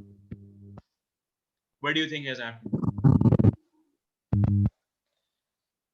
वो court side hernia So this is not court side hernia. हम उसी hernia, हम mental hernia का पैराम्लाइकल hernia था, उसको हमने रिपेयर किया, मैश लगाया, सारा कुछ किया, वहां पे दोबारा वही गोला बना हुआ है.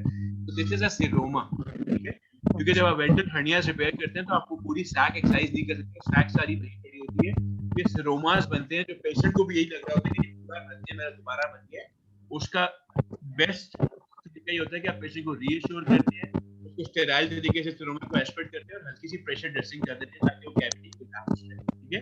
So this is a very good scenario. जब आप लैप्रोस्कोपिक पेंटल हर्नियास ले रही है तो बड़ा कॉमन होता है. पेशेंट पहली ओपीडी विजिट में आया था, डॉक्टर साहब मेरा तो आपको पता ना होता है, पानी एस्पेक्ट करते हैं, वो रेडी हो जाते हैं और पेशेंट को घर भेज देते हैं. ठीक है? तो these are seroma. 25-year-old female underwent laparoscopic technique. First post-op day, she has severe pain in the lower abdomen. Pulse 100 है, 30/80 है, bowel sounds नहीं आ रही, और she has localized tenderness in the right erectus. क्या हुआ? इंजरी हो गई है सराउंडिंग ऑर्गन सीकम. तो 2-3 ऑप्शंस हैं. बाउल इंजरी भी हो सकती है, हो सकता है आपने जो लेगिंग से लगाया था पेडिकुलर स्टम्प पे वो लीक हो गया. ठीक है? So anything is possible.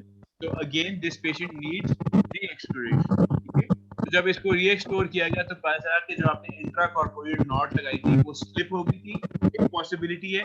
दूसरी पॉसिबिलिटी ये है कि परफोरेशन थी टर्मिनल एरिया में. दोनों चीजें हो सकती हैं. ठीक है? तो ये परफोरेशंस क्यों होती हैं? अगर मैं एपेंडेक्टमी रहा हूं उधर आइलियम में परफोरेशन क्यों? मैं कहता हूं मैंने तो आइलियम को आज सर ये कंडक्टेंस की वजह से कंडक्टेंस डैमेज. वो क्या होती है? तो क्या कहते हैं? इसको कहते हैं कपलिंग इंजरीज. हमारा अगला लेक्चर होना है एनर्जी डिवाइसेस के ऊपर. Coupling injury. तो आपके जो पेशेंट्स होते हैं ना लैप्रोस्कोपिक सर्जरी के बाद, most common cause of mortality is a delayed recognition. ठीक है? कि हम बैठे रहते हैं, हमें पता नजर आ रहा होता है कि हमारा मरीज ठीक नहीं है, लेकिन हमारी ईगो इतनी ज्यादा होती है, कहते नहीं यार ये ठीक हो जाएगा, ठीक हो जाएगा. ठीक है? So it is always advisable कि आप जब पेशेंट की सर्जरी करते हैं तो आप सेकंड ओपिनियन लेके किसी और को बुलाएं, उसे कहें मेरा पेशेंट देखो और ओपिनियन दो. ये हर सीनियर सर्जन ये कहता है कि कॉम्प्लिकेशंस होती हैं तो आपका माइंड ब्लॉक हो जाता है और आपको नजर वो जो ऑब्वियस चीज नजर आ रही होती है. ठीक है? सो मुझे नहीं नजर आ रहा होगा कि मेरे पेशेंट का एनास्टोमोसिस लीक हो गया. मैं नहीं मानूंगा कि मेरा पेशेंट हीट कर गया. मैं नहीं मानूंगा कि मेरी जो है ना वो लैप्रोस्कोपिक सीबीडी इंजरी. मैं नहीं कोई मसला नहीं, कोई मसला नहीं. सो आपको सेकंड ओपिनियन लेना चाहिए, उसको रिस्पेक्ट करना चाहिए. ठीक है? आपको याद होगा वो जो फौजिया वहाब का केस हुआ था, लैप्रोस्कोपिक कोरेक्टिव हुई थी कराची में, सीनियर मोस्ट सर्जन ने की थी एंड शी ब्लेड, और उसको उन्होंने 5-6 दिन के बाद दोबारा एक्सप्लोर किया था just because she was a high protocol patient.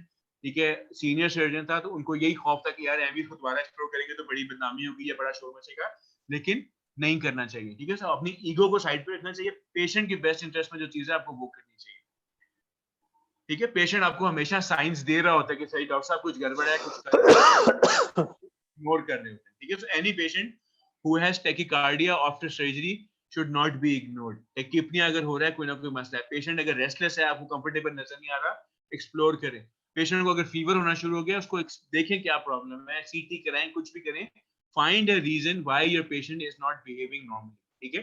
सो अगर लैब खोलने के बाद फर्स्ट पोस्ट ऑफ डे पे मेरा पेशेंट उठ के बेड में नहीं बैठा हुआ तो मुझे पैनिक करना चाहिए या कुछ गड़बड़ है. ठीक है? लैप्रोस्कोपिक एपेंडेक्टमी की और फर्स्ट पोस्ट ऑफ डे पे मेरा पेशेंट चल फिर नहीं रहा, कुछ गड़बड़ है.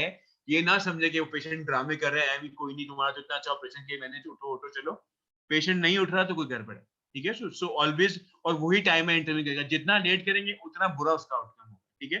अगर मैं फर्स्ट पोस्ट ऑफ डे पे जाके दोबारा लैप्रोस्कोपिक सर्जरी कर लूंगा, मिनिमम स्पिलेज हुई होगी, छोटी सी परफोरेशन होगी, प्राइमरी रिपेयर हो जाएगी, मसला हो जाएगा.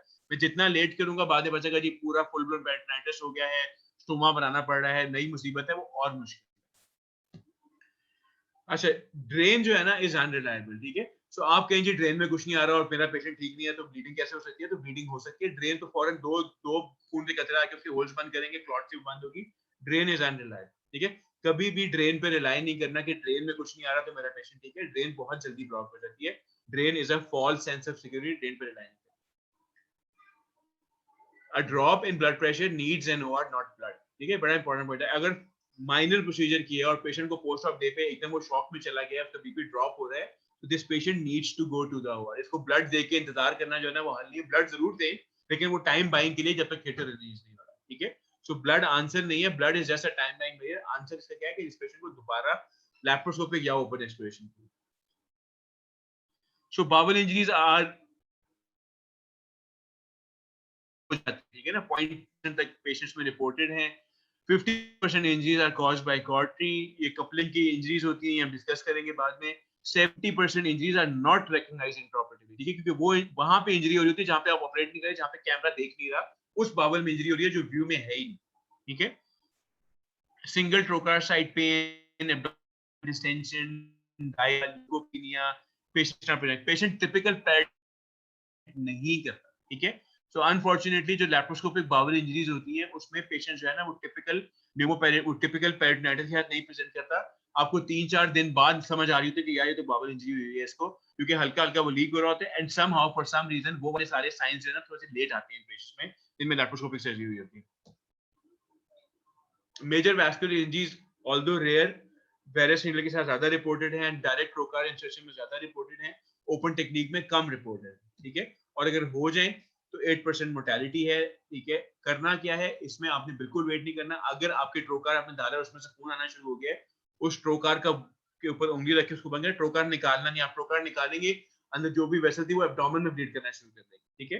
सो हुआ क्या है कि आपका ट्रोकार या आपकी नीडल एयोर्टा में या किसी मेजर वेसल में गई है, उसमें से ब्लड होता हुआ ट्रोकार में आ रहा है, उस ट्रोकार के ऊपर उंगली रख के उसको ब्लॉक कर दें, ट्रोकार को वहीं रहने दें और अपनी लेप्रोटमी करके खोलें और फिर ट्रोकार को रिमूव करके उस ब्लीडिंग को रोकें, वरना जब तक आप एब्डोमेन ओपन करेंगे एब्डोमेन के अंदर 2-3 लीटर ब्लड जो है वो लीक हो चुका होगा, ठीक है। So rapidly convert to open and pack it और फिर आराम से उसको रिपेयर करें।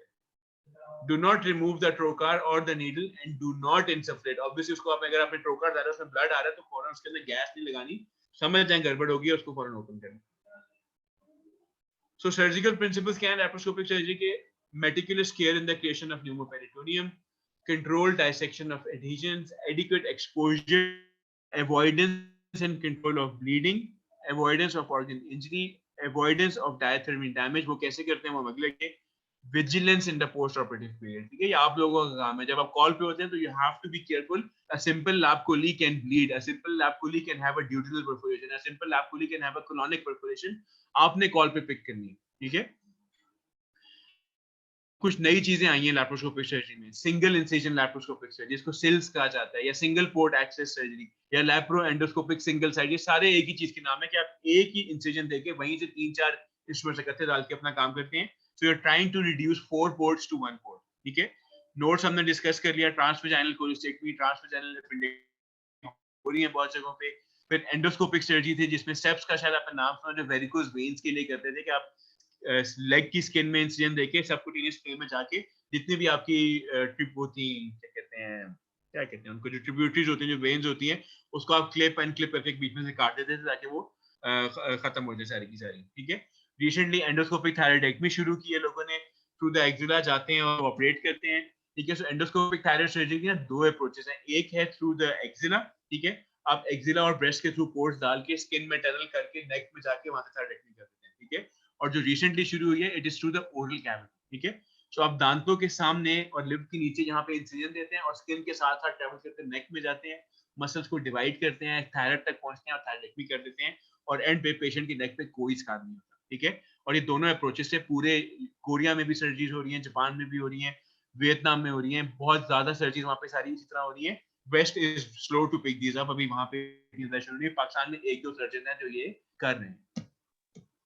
चलिए क्वेश्चंस करें इससे रिलेटेड, फिर हमने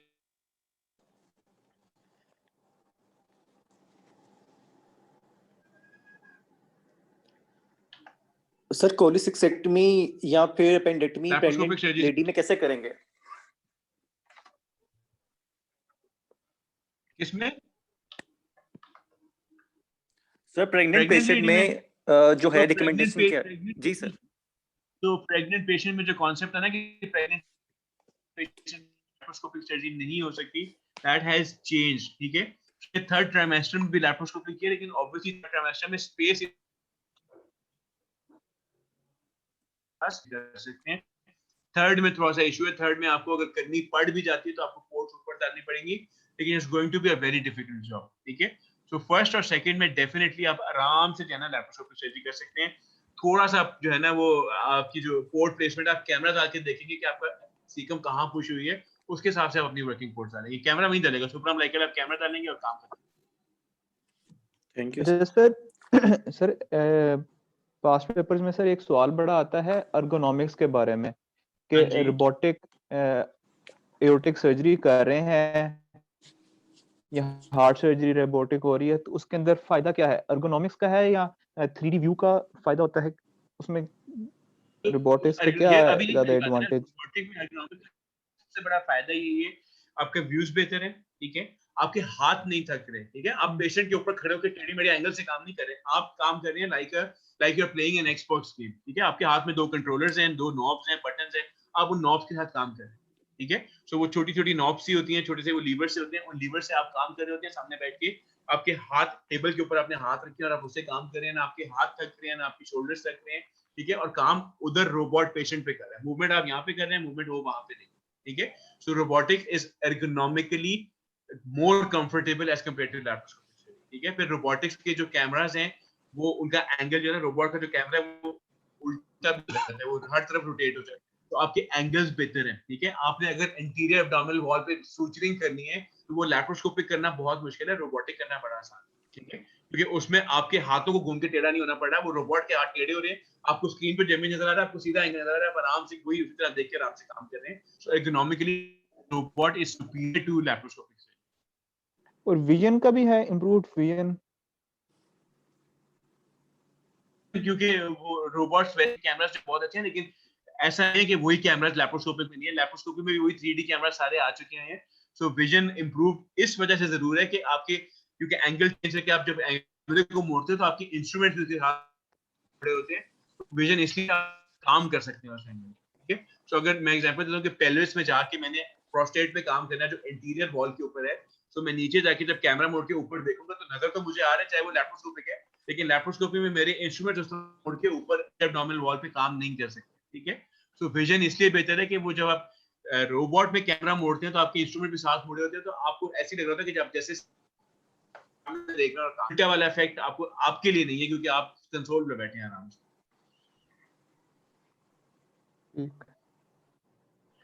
अच्छा, अगला जो टॉपिक कवर करना है, it is regarding stippling devices, staplers जो हम यूज करते हैं ओपन सर्जरी में या लैप्रो सर्जरी में। सो so, स्टेपलर्स जो है ना, इसके ऊपर कुछ एमसीक्यूज भी आ सकते हैं, अब सारा जो फ्यूचर है वो स्टेपलिंग डिवाइसेस के ऊपर है। सो ये सारी चीजें कौन से स्टेपलर्स हैं, कहाँ यूज करते हैं, कैसे यूज करते हैं। सो स्टेपलर्स बेसिकली क्यों बनाए गए थे, they were developed to provide a quick safe anastomosis, bowel anastomosis के लिए बनाए गए थे, ठीक है। सो ये स्टेपलर था जो कि वेरी हैवी 4 किलो का स्टेपलर था और बड़ा मुश्किल था, 2 घंटे लगते थे इसको लोड करने में और सिंगल फायर होता था, ठीक है। उस एक और हंगेरियन, ठीक है, एस्मोसिस के लिए था। These instruments were very heavy, ठीक है, इनको बहुत टाइम लगता था असेंबल करने में, डेवलप करने में, फायर करने में, और एक फायरिंग के बाद जो है ना वो फिर फायर हो जाता, ठीक है। The staples pins had to be loaded one by one. Steel use किया जाता था, स्टील रस्ट हो जाता था, स्टील के अपने प्रॉब्लम्स थे, ठीक है, और बड़ा मुश्किल था इनको यूज करना, ठीक है। उस 4 में जो है ना वो जो लोडिंग वाला प्रॉब्लम था वो सेटल हो गया, लोगों ने कार्ट्रिज बनाना शुरू कर दी कि एक स्पेसिफिक कार्ट्रिज आती थी जिसमें पिन्स लोडेड होती थी, उसको आप उस स्टेपलर में रखते थे तो वो तैयार हो जाता था कि आप उसको लोड कर सकते हैं, ठीक है। 1950 ये स्टेपलर्स बने थे जो कि हमारे आजकल के मॉडर्न स्टेपलर की तरह लगते हैं, ये रहते थे, दीज वर मॉडर्न ओपन, ठीक है। उसके बाद जो है ना आहिस्ता आहिस्ता इंप्रूव होते गए और 1976 में एथिकॉन आया और 1989 में टाइटेनियम यूज होना शुरू हुआ in in place of stainless. Modern day staplers हैं जो हमें आज देखे होंगे, शायद यूज भी किए होंगे, ये स्टेपलर्स जो है ना आजकल हमारे पास अवेलेबल है, ठीक है। ये जो आपको ऊपर लेफ्ट में नजर आ रहा है इसको कहते हैं टीए स्टेपलर, ठीक है, या ट्रांसवर्स एनास्टोमोसिस स्टेपलर, ये वाला, ठीक है। तो दिस स्टेपलर जो है ना ये किसी कोई भी बावल का लूप एंड है उसको बंद करने के लिए जो है ना, आपको बंद करता है तो उसका मुंह बंद हो जाएगा, ठीक है। तो ये बेसिकली बावल ल्यूमन्स को बंद करने के लिए यूज होता है, ठीक है। वो हेमरॉइडल गन है उसके लिए यूज होती है जब आपने हेमरॉइडेक्टमी करनी होती है, मैं आपको भी और फोटोज दिखाऊंगा। और जो नीचे राइट पे आपको नजर आ रहा है इसको लीनियर स्टेपलर, ठीक है, ये लॉन्ग लेंथ होता है 60 mm का, 80 mm, ये भी एनास्टोमोसिस में यूज होता है, कैसे होता है आगे डिस्कस करते हैं। सो स्टेपलर बेसिकली काम कैसे कर रहा है, ठीक है। सो आपके पास ल्यूमन है, ठीक है, बावल है, उसको आप ट्रांसजेक्ट करना चाह रहे हैं, ठीक है। सो आप क्या करेंगे, ये मेरे पास एक बावल की लेंथ है, मैं उसके क्रॉस स्टेपलर रखूंगा और स्टेपलर को फायर कर दूंगा, ठीक है।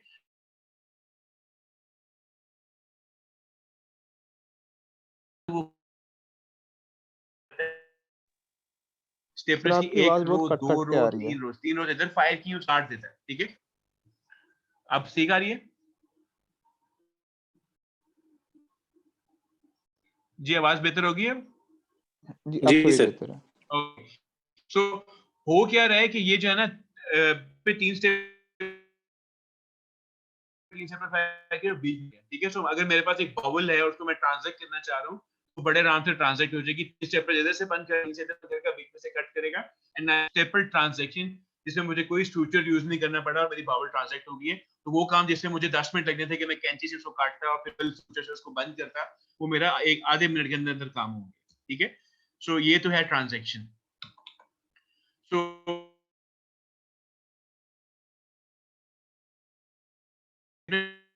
आपने वेसल की ट्रांजैक्शन के लिए यूज करते हैं, वैस्कुलर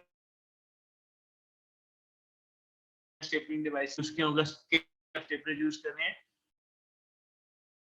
स्टेपलर्स क्यों यूज करना है, व्हाई यूज अ स्टेपलर जब आप सूचर कर सकते हैं? तो सबसे इंपॉर्टेंट चीज है टाइम, ठीक है, कि स्टेपलर्स जो हैं वो ऑपरेटिव टाइम को कम करते हैं। They provide a reliable reproduce. अगर हैंड्स ऑन एनास्टोमोसिस मैं करूंगा, आप करेंगे, प्रोफेसर करेगा, उनकी कंसिस्टेंसी में फर्क होगा, ठीक है। स्टेपल्ड एनास्टोमोसिस अगर मैंने किया है, मेरे रेजिडेंट ने किया है, मेरे हाउस ऑफिसर ने किया है, वो एक ही जैसा। बावल आपने साइडों पे रखी और आपने ना किया, कोई भी फायर करेगा वो स्टेपल्ड एनास्टोमोसिस वैसा ही।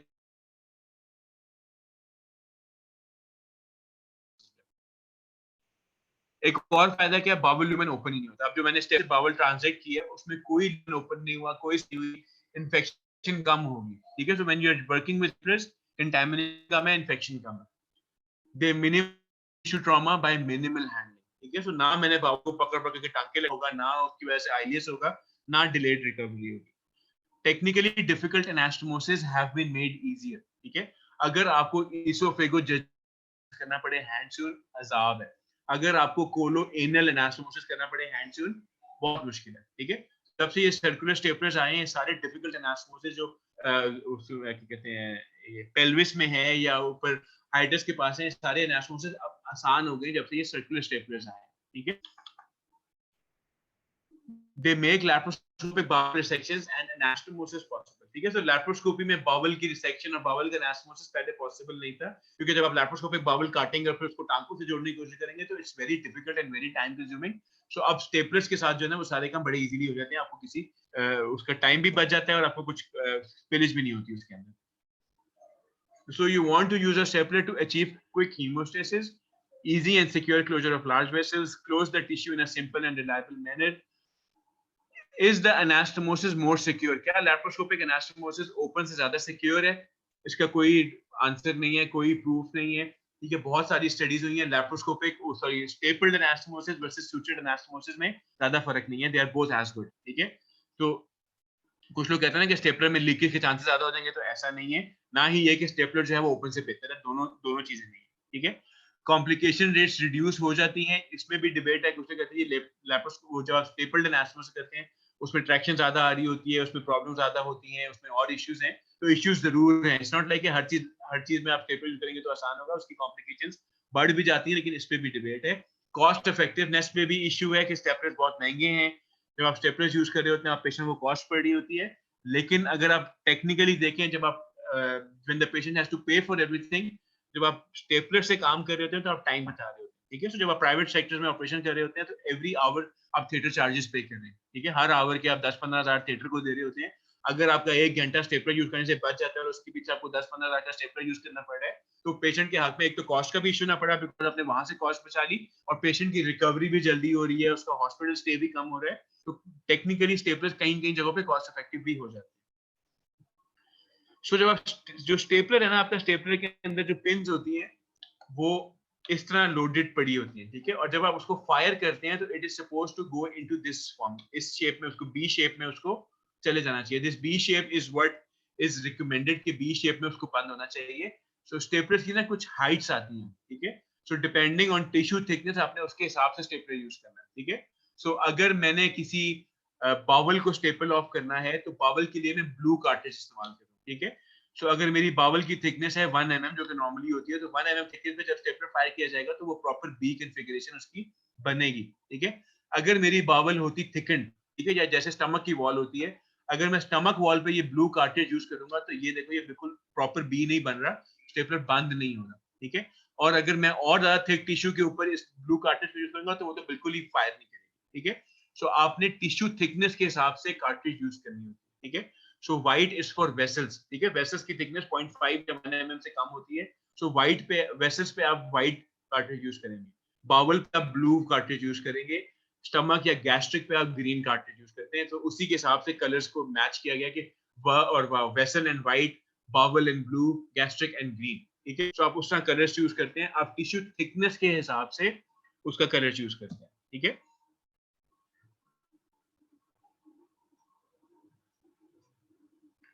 सो स्टेपलर बी फॉर्मेशन जो है, ये जो पहली दो हैं ये ठीक है, इसके बाद जितनी भी स्टेपलर फॉर्मेशन है ये अच्छी नहीं है, ये स्टेपलर जो भी लगे हुए खुल जाएंगे सारे, बिकॉज वो प्रॉपर तरीके से बंद ही नहीं है। अब सिर्फ सिंपल सी 3 कलर्स नहीं है, it's not just white, blue and green, इसमें बीच में एक ग्रे कलर भी आता है, एक गोल्ड कलर भी आता है, बिकॉज टिश्यू थिकनेस वेरी करती है डिफरेंट टिश्यूज की। तो अगर आपने मिजेंट्री को ट्रांसैक्ट करना है तो मिजेंट्री भी आपने देखा होगा, जब आप स्मॉल बाउल को ट्रांसैक्ट कर रहे होते हैं तो मिजेंट्री को करने में आपके 10-15 मिनट तो आपको कोई क्लिप क्लिप कट करते हैं, आधा पौना घंटा आपका मिजेंट्री भी जाया हो जाता है। तो उसको बचाने के लिए भी ग्रे कार्ट्रिज आ गया कि आप पूरी मिजेंट्री के ऊपर ग्रे कलर का कार्ट्रिज फाइल करते हैं, ठीक है। तो क्योंकि मिजेंट्री की जो वो होती है वेसल्स होती है बहुत छोटी छोटी होती है, तो ग्रे कलर जो है ना उस पर ज्यादा इफेक्टिव होता है। 1 मिनट होल्ड कीजिए जी। अस्सलाम वालेकुम। कहाँ पे आऊँ बताओ, उधर चले या इधर चले, एमए वाले पे चले?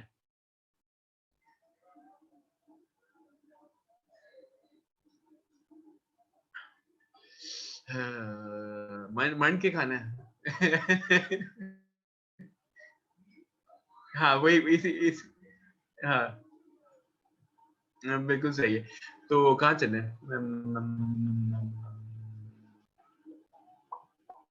तो तुम बताओ, कहीं भी चलते हैं।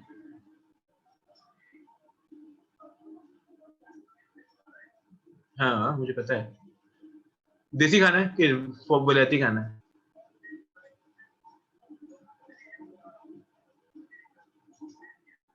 देसी अच्छा है, फिर स्पाइस बाजार चलते हैं।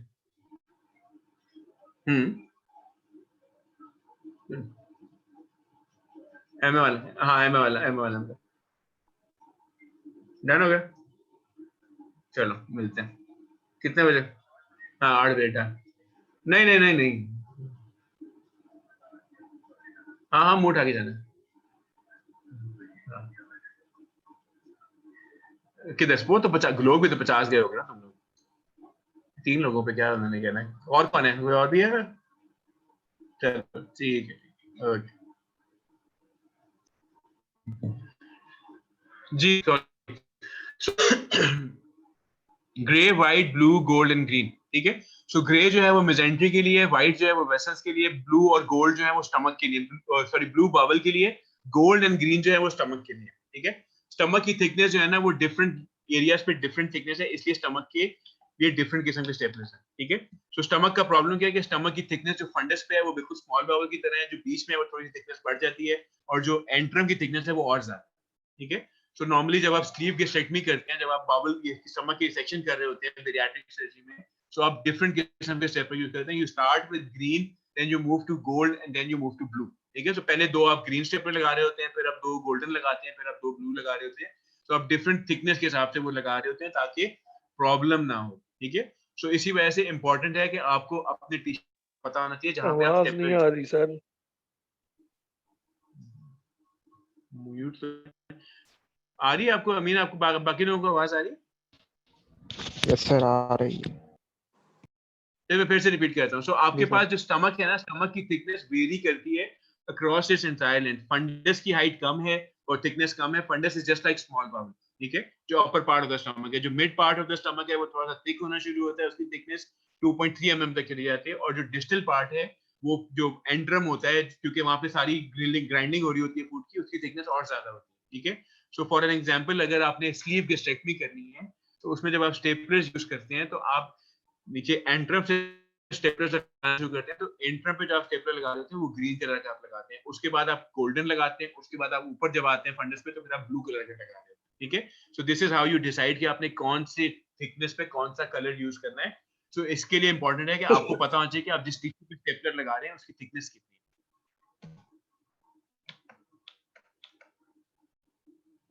ठीक है। सो ये हमने डिस्कस कर लिया। Grey is for mesentery, white is for vessel, blue is for bowel, golden and green is for gastric, और एक ब्लैक आ गया है जो कि थिक वॉल्ड स्टमक्स पे यूज करते हैं, वो स्टमक जिसमें किसी ने एसिड पिया हुआ था, स्टमक वॉल हुआ है, यानी कि ग्रीन से भी अगर मोटी थिकनेस है तो फिर आप ब्लैक यूज कर सकते हैं। ठीक है। So depending on your tissue thickness आप कलर डिसाइड करते हैं कि आपने कौन सा स्टेपलर फायर करना है।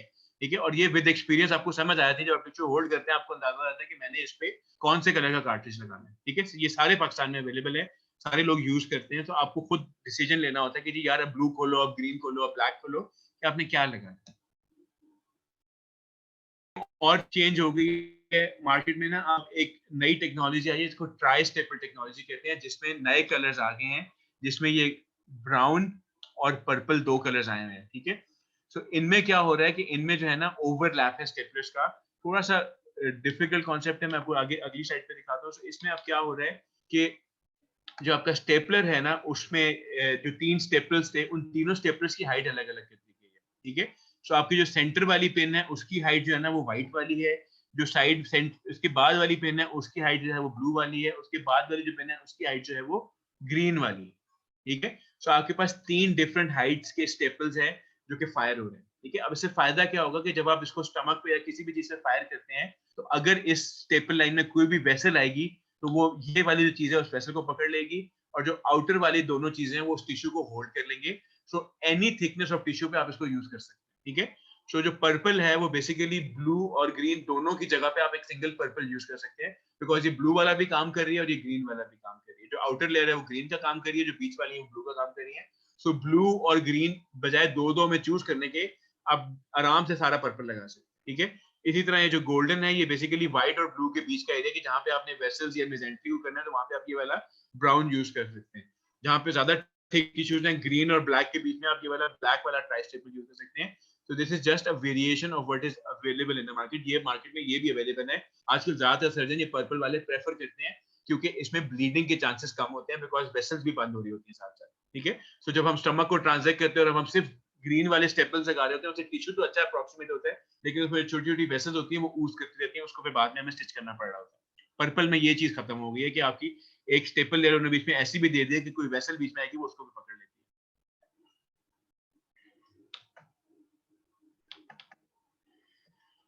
तो हमारे पास जो स्टेपलर्स अवेलेबल है, हमने पहले बात की थी, एक हमारे पास टीए या ट्रांसवर्स एनास्टोमोसिस स्टेपलर है। ये क्या करता है, ये सिंपली आप बावल एंड को अगर आपने बंद करना है उसके लिए क्या करता है, ओपन बावल का एंड पड़ा है इसके ऊपर उसको फायर करें, ठीक है, उसको मुंह बंद कर देगा। ठीक है। ये ट्रांजैक्ट नहीं करता। जो लीनियर कटर है ये बेसिकली ये ट्रांजैक्शन के लिए है कि 2 स्टेपल्स एक साइड पे, 2 स्टेपल्स एक साइड पे और बीच में इसके ब्लेड होता है, तो ये दोनों एंड्स को भी बंद करते हैं और ट्रांजैक्ट भी करते हैं। ठीक है। This is called linear cutter. और तीसरा सर्कुलर स्टेपलर है। सर्कुलर स्टेपलर में क्या हो रहा है कि 2 लेयर्स ऑफ स्टेपलर है, ये बेसिकली 2 ओपन ल्यूमेंस को आपस में एनास्टोमोस करने के लिए यूज होती है, इसको सर्कुलर स्टेपलर कहते हैं। ठीक है। सो यूज कैसे करते हैं, ठीक है। सो ये एक एग्जांपल है, ये आपकी जो है ना गैस्ट्रेक्टमी हो रही है। ठीक है। सो आपके पास स्टमक का स्पेसिमेन था, स्टमक को आपने सारा मोबिलाइज कर लिया, ये हिस्सा आप ट्रांसजेक्ट करना चाह रहे हैं, ये लीनियर कटर स्टेपलर आपने नीचे फायर किया। ठीक है। जब आपने फायर किया तो यहाँ पे एक स्टेपल लाइन की 3 स्टेपल्स आ गए, यहाँ पे स्टेपल्स आ गए और बीच में से ये हिस्सा कट गया। ठीक है। उसके बाद ये अभी थोड़ा सा और हिस्सा रहता है, इसको ये मेसेंट्री वाला हिस्सा रह गया सारा का सारा। ठीक है। सो इस पे उसने जो है टीए स्टेपलर फायर करके इसको ट्रांसजेक्ट कर दिया। ठीक है। सो आप कॉम्बिनेशन ऑफ स्टेपलर के साथ पार्शियल गैस्ट्रेक्टमी कर दी है इस पिक्चर के अंदर। अब इन्हीं स्टेपलर्स के साथ आप एनास्टोमोसिस भी कर सकते हैं इसी लीनियर स्टेपलर के साथ। ठीक है। सो अब सेंटर वाले इमेज को देखें, सेंटर वाले इमेज में क्या हो रहा है कि एक ये बावल का ल्यूमेन एम्प्टी पड़ा हुआ है और एक ये बावल का ल्यूमेन एम्प्टी पड़ा हुआ है, और इन दोनों ल्यूमेन के बीच में आपने एक लीनियर स्टेपलर डाल दिया। ठीक है। तो इस लीनियर स्टेपलर ने आप क्या किया कि इधर स्टेपल्स फायर किए, इधर स्टेपल्स फायर किए और बीच में से इसको काट दिया। ठीक है। तो इससे क्या हुआ कि ये जो दो अलग अलग ल्यूमेन्स थे, अलग पड़े थे, अब ये एक सिंगल ल्यूमेन बन गए। ठीक है। सो बेसिकली अब क्या होगा कि ये जो ऐसे बंद थे, आपने जब स्टेपलर फायर किया तो ये जोड़ के काट दिया और ये अलग हो गए। Now you have a single lumen and you have a side to side anastomosis. ठीक है। सो एक लीनियर कटर स्टेपलर से हमने साइड टू साइड एनास्टोमोसिस कर दिया। ठीक है, और बाद में आप इसको बंद करने के लिए इसके ऊपर एक और स्टेपलर फायर करके इसको ऊपर से ल्यूमेन बंद कर सकते हैं। ये बीच वाला ल्यूमेन ओपन हुआ है, ठीक है, और ऊपर से आप उसको बंद कर देंगे। सो आपके पास एंड पे जो कॉन्फ़िगरेशन आएगी, आपकी स्मॉल बबल ऐसे, ये एक लूप ऐसे आ रहा था, एक लूप ऐसे आ रहा था, ठीक है, और यहाँ से आपने उसको बंद कर दिया, ठीक है, और ये बीच में आपस में यहाँ से मिल चुके हैं, ठीक है। So you have a side to side anastomosis, ठीक है। सो थे दोनों बावल के एंड्स, उन दोनों एंड्स को आपने यूं रखा और आपस में जोड़ दिया। इसको साइड टू साइड एनास्टोमोसिस भी कहते हैं, या इसको functional end to end anastomosis भी कहते हैं कि टेक्निकली तो दो एंड्स है लेकिन एनास्टोमोसिस साइड टू साइड हुआ है। ये बात समझ आई है? थोड़ा कंफ्यूज हो रहे हैं? जी सर। हमीन समझ आई है? और कौन है साथ? जी सर। उबैद आपको समझ आई है? जी सर, ये आई है एंड टू एंड वाली। चलिए शुक्र है। राजिया आपको समझ आई है? जी सर, समझ आइए। ठीक है।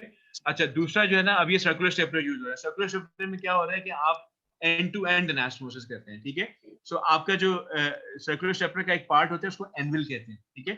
एनविल जो है ना एक बेसिकली मेटल का पीस सा होता है, उसके अंदर कोई स्टेपलर्स नहीं होते, वो ऐसे करके पीस होता है। उसको आप एक पर्स स्ट्रिंग लगा के बावल के अंदर डाल देते हैं जिसको आप एनास्टोमोसिस करना चाह रहे हैं, ठीक है। और ये जो डिस्टल रेक्टम का हमारा स्टम्प था, उसमें से हम सर्कुलर स्टेपलर डाल रहे हैं। नीचे एनस से सर्कुलर स्टेपलर एंटर होता है, ठीक है। रेक्टल एंड में से उसके अंदर से एक मेटल का पाइप निकलता है, उसके ऊपर इस एनवल को फिट किया जाता है और फिर इसको आप टाइट करते जाते हैं, ठीक है। जब आप टाइट करते जाते हैं एंड पे ये दोनों चीजें आपस में अप्रोक्सीमेट होती हैं। यहाँ से स्टेपलर्स निकलते हैं, इधर से और इधर से, ठीक है, एक सर्कल में निकलते हैं और उसके अंदर जाके यूं कट करके इन दोनों को मिला देते हैं और दो बड़े बड़े डिस्क सी जो है ना वो बाहर निकल आते हैं, ठीक है। सो आपकी दो ल्यूमेन्स थे, इनको आपने पहले दोनों बंद थे, आपने जब किया तो ये दोनों आपस में ऐसे खुल जाते हैं, ठीक है, और दो डिस्क निकल आती हैं, दो डोनर्स निकल आते हैं। इसको कहते हैं end to end anastomosis with a circular step, ठीक है। सो अब ये एग्जांपल है functional end to end anastomosis की। पिक्चर नंबर ए में दो बावल के ल्यूमेन पड़े हुए हैं, ओपन तरीके से साइड बाय साइड आ रही हैं। आपने एक लीनियर कटर स्टेपलर उसके अंदर डाला और इन दोनों का ल्यूमेन, सी पिक्चर में इन दोनों का ल्यूमेन मिल गया, एक सिंगल ल्यूमेन बन गया बड़ा सा, ठीक है। उसके बाद आपने एक और ट्रांसवर्स एनास्टोमोसिस स्टेपलर लेके उसको ल्यूमेन को बंद कर दिया, ठीक है। So this is a functional end to end anastomosis, ठीक है, जो वैसे तो कहने को साइड टू साइड और एंड टू एंड, ठीक है। ठीक है, ये हमारे सर्कुलर स्टेपलर्स हैं और ये सर्कुलर स्टेपलर्स एनास्टोमोसिस है। ये जरा बेहतर पिक्चर है। सो आपके पास एक कोलन का एंड है और एक आपके पास रेक्टम का एंड है और बीच में से हमने सारी इंटीरियर सेक्शन कर दी हुई है। सिग्मोइड कोलन भी निकाल दी है और प्रॉक्सिमल रेक्टम भी निकाल दिया, ठीक है। सो अब जो हमारे पास डिसेंडिंग कोलन बची है उसके अंदर हम ये एनविल डालेंगे, पर्स स्ट्रिंग लगा के उसको टाई कर देंगे। एनएस से हम सर्कुलर स्टेपलर डालेंगे, इस ट्यूब को बाहर निकाल के इनको आपस में एनास्टोमोसिस करेंगे और जब एनास्टोमोसिस कर लेंगे तो ये दोनों ल्यूमेन आवाज आपस में कट मिल रही जाएंगे। है। मुझे लगता है आपके नेट में प्रॉब्लम है, बाकियों को ठीक आ रही है आवाज, ठीक है। सो आपका जो है ना, आपने जब सर्कुलर स्टेपलर फायर किया तो ये दोनों ल्यूमेन आपस में मिल गए और ये बीच में से ये जो एरिया था, ये डिस्क्स बीच में से निकल गई और एक कंटिन्यूटी आ गई इसके, ठीक है। So this is an end to end anastomosis. So यही आपको लैप्रोस्कोपिक सर्जरी में भी आप एंड टू एंड एनास्टोमोसिस कर सकते हैं। तो ये इंटीरियर सेक्शन हुई, रेक्टम की ट्रांजैक्शन की गई लीनियर स्टेपलर के साथ, ठीक है। ये डिस्टल रेक्टम अब हमें नजर आ रही है जिसमें से हमने सर्कुलर स्टेपलर डाला हुआ है, ठीक है। और जो प्रॉक्सिमल एंड ऑफ कोलन है उसको आप एक छोटे से इंसिजन से बाहर निकालते हैं, उसके अंदर एनविल डालते हैं। इसकी जो फोर्थ पिक्चर नजर आ रही है, इस एनविल को आपने उसके अंदर पर्स स्ट्रिंग से फिट किया, एनएस से आपने सर्कुलर स्टेपलर डाला और इसको यहाँ से बाहर निकाला। ये एनविल और सर्कुलर स्टेपलर आपस में अटैच हो रहे हैं और ये एंड पे आपका फाइनल कंप्लीटेड एनास्टोमोसिस आपको नजर आ रहा है, ठीक है। और जब आप स्टेपलर को बाहर निकालते हैं उसके अंदर दो सर्कुलर डिस्क निकलती हैं जिसको डोनट्स कहा जाता है। एक प्रॉक्सिमल डोनट होता है, एक डिस्टल डोनट।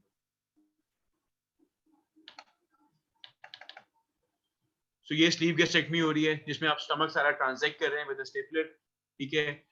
इसके अलावा स्टेपलर जो हैं आप जब टोटल कोलेक्टमी करते हैं और आइलियोइनल पाउच बनाते होते हैं वो भी स्टेपलर से बनते हैं कि आप बावल को अपने ही ऊपर लूप करके उसको स्टेपलर से जोड़ देते हैं तो वो जे शेप्ड एनास्टोमोसिस बन जाता है, पाउच बन जाता है, ठीक है। सो उसको फिर बाद में आप सर्कुलर स्टेपलर से एंड टू एंड एनास्टोमोसिस कर देते हैं, ठीक है। तो सेंटर वाले इमेज में हमने एक जे पाउच बनाया लीनियर स्टेपलर से, उसके बाद हमने उस ओपनिंग में जहां से हमने स्टेपलर डाला था वहां पे पर्स स्ट्रिंग लगा के एनविल डाल दिया और फिर सर्कुलर स्टेपलर से एंड टू एंड आइलियो-एनल एनास्टोमोसिस कर दिया, ठीक है। आइलियो-एनल पाउच एनास्टोमोसिस, आईपीएए कहते हैं, आइलियल पाउच एनल एनास्टोमोसिस, ठीक है। उसके अलावा स्टेपलर्स कहाँ यूज करते हैं? डिस्टल पैंक्रियाटेक्टमी में यूज करते हैं लोग। पूरे पैंक्रियास को ब्लू लोड से आराम से ट्रांसैक्ट कर देते हैं, जहां पे पैंक्रियाटिक डक्ट नजर आती है उसको एक और सूचर लेके भी स्टिच कर देते हैं, ठीक है। वेस्कुलर ट्रांजैक्शन, ठीक है, ये पूरा स्प्लेनिक पेडिकल, कोई आर्टरी और वेन अलग अलग नहीं कर रहे, वाइट स्टेपलर से पूरा पेडिकल आपने आराम से डिवाइड कर दिया, ठीक है। लंग की लोबेक्टमी स्टेपलर के साथ हो रही है कि आपने जो ट्यूमर था उसको साइड पे किया और पूरे लंग को स्टेपलर से ट्रांसेक्ट कर दिया। लिवर लोबेक्टमी हो रही है, लिवर का पूरा ट्यूमर आपने साइड पे किया, स्टेपलर से उसको ट्रांसेक्ट कर दिया, ठीक है। सो स्टेपलर्स के बहुत सारे यूजेस हैं। अब नई चीजें आ गई हैं, जो कार्डियोथोरैसिक सर्जन्स हैं उनके पास भी छोटे छोटे स्टेपलिंग डिवाइसेस आ गई हैं, थोड़ी सी डिफरेंट है स्ट्रक्चर में, लेकिन ये तस्वीर आप देख रहे होंगे, तो आप दो छोटी छोटी वेन्स लेके के ऊपर लोड करते हैं and then you connect them आपस में, और आपका एंड टू एंड एनास्टोमोसिस हो जाता है दो वेन्स का आपस में। ये आपका एनास्टोमोसिस हो रहा है, वेन्स का भी हो सकता है, आर्टरी का भी हो सकता है। तो this is a stapled microvascular anastomosis, ठीक है। और स्किन स्टेपलर तो आप सबने आई एम श्योर यूज किया होगा। सो स्किन स्टेपलर भी is a kind of stippling device जो आप स्किन अप्रोक्सीमेशन के लिए यूज कर रहे होते हैं, ठीक है। अब सर्जिकल स्टेपलर सेफ है कि नहीं, इस पे बहुत सारी स्टडीज हो गई हैं, बहुत सारे इश्यूज भी हुए हैं, ठीक है। सो 2003 का डाटा है, 112 डेथ्स हुई थी बिकॉज ऑफ फॉल्टी स्टेपलर्स, ठीक है। 2180 मरीजों में अननेसेसरी इंजरीज हुई, 22,804 रिपोर्ट्स थी कि स्टेपलर फायर नहीं हुआ प्रॉपर तरीके से, ठीक है। So yes, these things have issues, ठीक है, लेकिन compare to the number of surgery, इससे ज्यादा इंजरीज तो आपकी बाकी सर्जरीज में भी हो जाती हैं। सो इट्स नॉट लाइक कि सारा फॉल्ट स्टेपलर्स का ये सारा कुछ हम उस पर डाल के स्टेपलर्स को यूज ना करें, फायदा भी बहुत ज्यादा है, ठीक है। मेटा रिव्यू है, कॉक्रेन रिव्यू है, जो शो करता है कि stapled versus hand sewn anastomosis में ओवरऑल लीक रेट्स जो हैं वो बराबर है। स्टेपल्ड में 13.4 है और हैंड स्यून में 13% है, तो कोई सिग्निफिकेंट फर्क नहीं है दोनों में, ठीक है। So stapled anastomosis is as safe as a hand sewn anastomosis. So हमें ये पता है कि हमें स्टेपल्ड एनास्टोमोसिस सीखने चाहिए, हमें आने चाहिए, बिकॉज सारा फ्यूचर जो है ना उस पर डिपेंड कर रहा है। व्हाई? बिकॉज एंड पे सबसे इंपॉर्टेंट चीज क्या है? Shorter operative and anaesthesia time, ठीक है। सो आपका ऑपरेटिव टाइम भी कम हो रहा है, आपका एनेस्थीसिया टाइम भी कम हो रहा है, बिकॉज जो आपने हैंड स्यून काम करने थे वो सारे जब आप स्टेपलर से करेंगे तो you will be quickly doing, ठीक है। स्टेपलिंग डिवाइसेस की कुछ कॉम्प्लिकेशंस हैं, ब्लीडिंग हो सकती है, इंट्राल्यूमिनल ब्लीडिंग हो सकती है, एक्स्ट्राल्यूमिनल ब्लीडिंग होती है। इंट्राल्यूमिनल का मतलब है कि जो आपने एनास्टोमोसिस किया था उसके अंदर ब्लीडिंग होना शुरू हो जाए, ठीक है। और एक्स्ट्राल्यूमिनल का मतलब है कि एब्डोमेन में ब्लीडिंग होना शुरू हो जाए। इस्कीमिया हो सकता है, गट एजेस का एनास्टोमोटिक लीक हो सकता है, स्ट्रिक्चर्स बन सकते हैं, और स्टेपल फेलियर हो सकता है कि आपने स्टेपलर फायर करना शुरू किया और स्टेपलर फायर ही नहीं हो, ठीक है। अब मैंने सर्कुलर एनास्टोमोसिस से कोलोइनल एनास्टोमोसिस करना है, जब मैं फायर करता हूँ वो फायर ही नहीं होता है, वो फंस जाता है। सो अनफॉर्चुनेटली अगर मेरा एक दफा स्टेपलर एनास्टोमोसिस फेल हो गया है तो उसके बाद मैं दोबारा नए स्टेपलर के साथ वहां पे दोबारा एनास्टोमोसिस करने के काबिल नहीं रहा, हो सकता है कि अब वो मेरा जो एंटीरियर सेक्शन था वो एपीआर पे कन्वर्ट करना पड़े, ठीक है। So device failure is a big issue. अगर डिवाइस फेलियर होगा तो पेशेंट का जो चांस था, एक चांस था उसका एनास्टोमोसिस का, वो उसका खत्म हो जाएगा।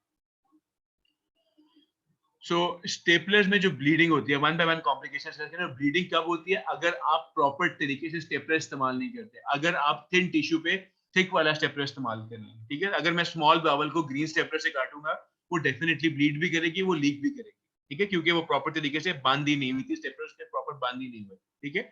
सो appropriate stapler knowledge of stapler बहुत इंपॉर्टेंट है, गुड टेक्निक इंपॉर्टेंट है। स्टेपलर नया होना चाहिए, जो हम बार बार 15-15 केसेस पे रीयूज कर रहे होते हैं स्टेपलर्स के, वो रिकमेंडेड नहीं है, वो प्रॉब्लम करता है, ठीक है। फॉल्टी सिलेक्शन ऑफ टिश्यू नहीं होना चाहिए, और गुड कॉन्फिडेंट एग्जीक्यूशन। जब आप स्टेपलर फायर करते हैं तो आपको जल्दी से उसको फायर कर देना चाहिए, जो हम अटक अटक के ऐसा ऐसा पुश कर रहे होते हैं वो भी रिकमेंडेड नहीं है, ठीक है। Optimal surgical stippling is more than just pulling the trigger, ठीक है। सो वो जो हमने पहले डिस्कस किया था कि टिश्यू हाइट वेरी करती है along the length of the stomach, ठीक है। अगर मैं सारी स्लीव सिर्फ ब्लू स्टेपलर्स लगा के करूं, सेफ नहीं है। अगर मैं सारी स्लीव सिर्फ ग्रीन स्टेपलर से करूंगा वो भी सेफ नहीं है। सो आपको स्टेपलर्स वेरी करने पड़ेंगे, ठीक है। सो ये जब तक आपके पास नॉलेज नहीं होगा तब तक आपको ये चीजें नहीं पता चलेंगी और आप ये कर नहीं सकेंगे। तो ये आपको लेफ्ट पे जो नजर आ रहा है ना, ये स्टेपलर की एग्जांपल दिखाई है कि अगर आप प्रॉपर स्टेपलर यूज करते हैं तो इस तरह आपको स्टेपलर लाइंस नजर आ रही होती हैं, और ये प्रॉपर इधर भी लाइंस लगी हुई हैं, इधर भी स्टेपलर लाइंस है, और ये बीच में ट्रांजेक्ट हो चुका हो, ठीक है।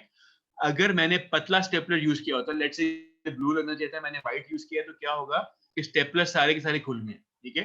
कोई स्टेपलर लाइन आपको नजर नहीं आ रही और दोनों ल्यूमेन ओपन पड़े हैं, and this is a disaster. This is because मैंने प्रॉपर स्टेपलर हाइट यूज नहीं की थी, ठीक है। तो मेरी जो थिकनेस है टिश्यू की और मेरे स्टेपलर की थिकनेस वो आपस में नहीं मिल रही, ठीक है। सो ट्रबल शूटिंग कैसे करनी है? जब भी आप स्टेपलर यूज करें उसके बाद स्टेपलर लाइन को देखें कि वो ब्लीड तो नहीं कर रही है, और अगर वो ब्लीड कर रही है तो उसको सूचर करें या उसके ऊपर लैगा क्लिप लगा के उस ब्लीडिंग को कंट्रोल करें।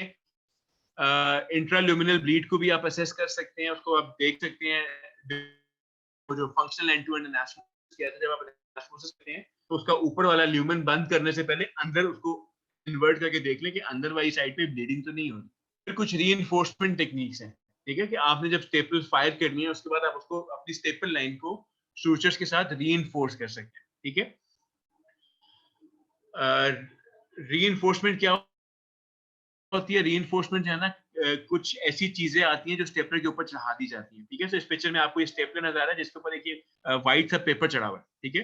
सो ये पेपर जो है ना, इसको सीम गार्ड कहते हैं, ठीक है। सो सीम गार्ड क्या चीज है? Seam guard is basically a coagulant device. एक ऐसा वो सेलुलोज होता है या उसके ऊपर कोएगुलेशन फैक्टर्स लगे होते हैं, आप उसको स्टेपलर के ऊपर चढ़ाते हैं। जब आप स्टेपलर फायर करते हैं तो स्टेपलर्स के साथ साथ जो है ना, ये स्टेपलर भी फायर हो रहे हैं और उसके ऊपर एक व्हाइट सा जो पेपर है ना, ये भी साथ चिपक गया है। इससे फायदा क्या होगा कि अगर वहां से हल्की फुल्की ब्लीडिंग होती है तो उसको उसी वक्त बटरस कर देते हैं, उसको कंट्रोल कर देते हैं, ठीक है।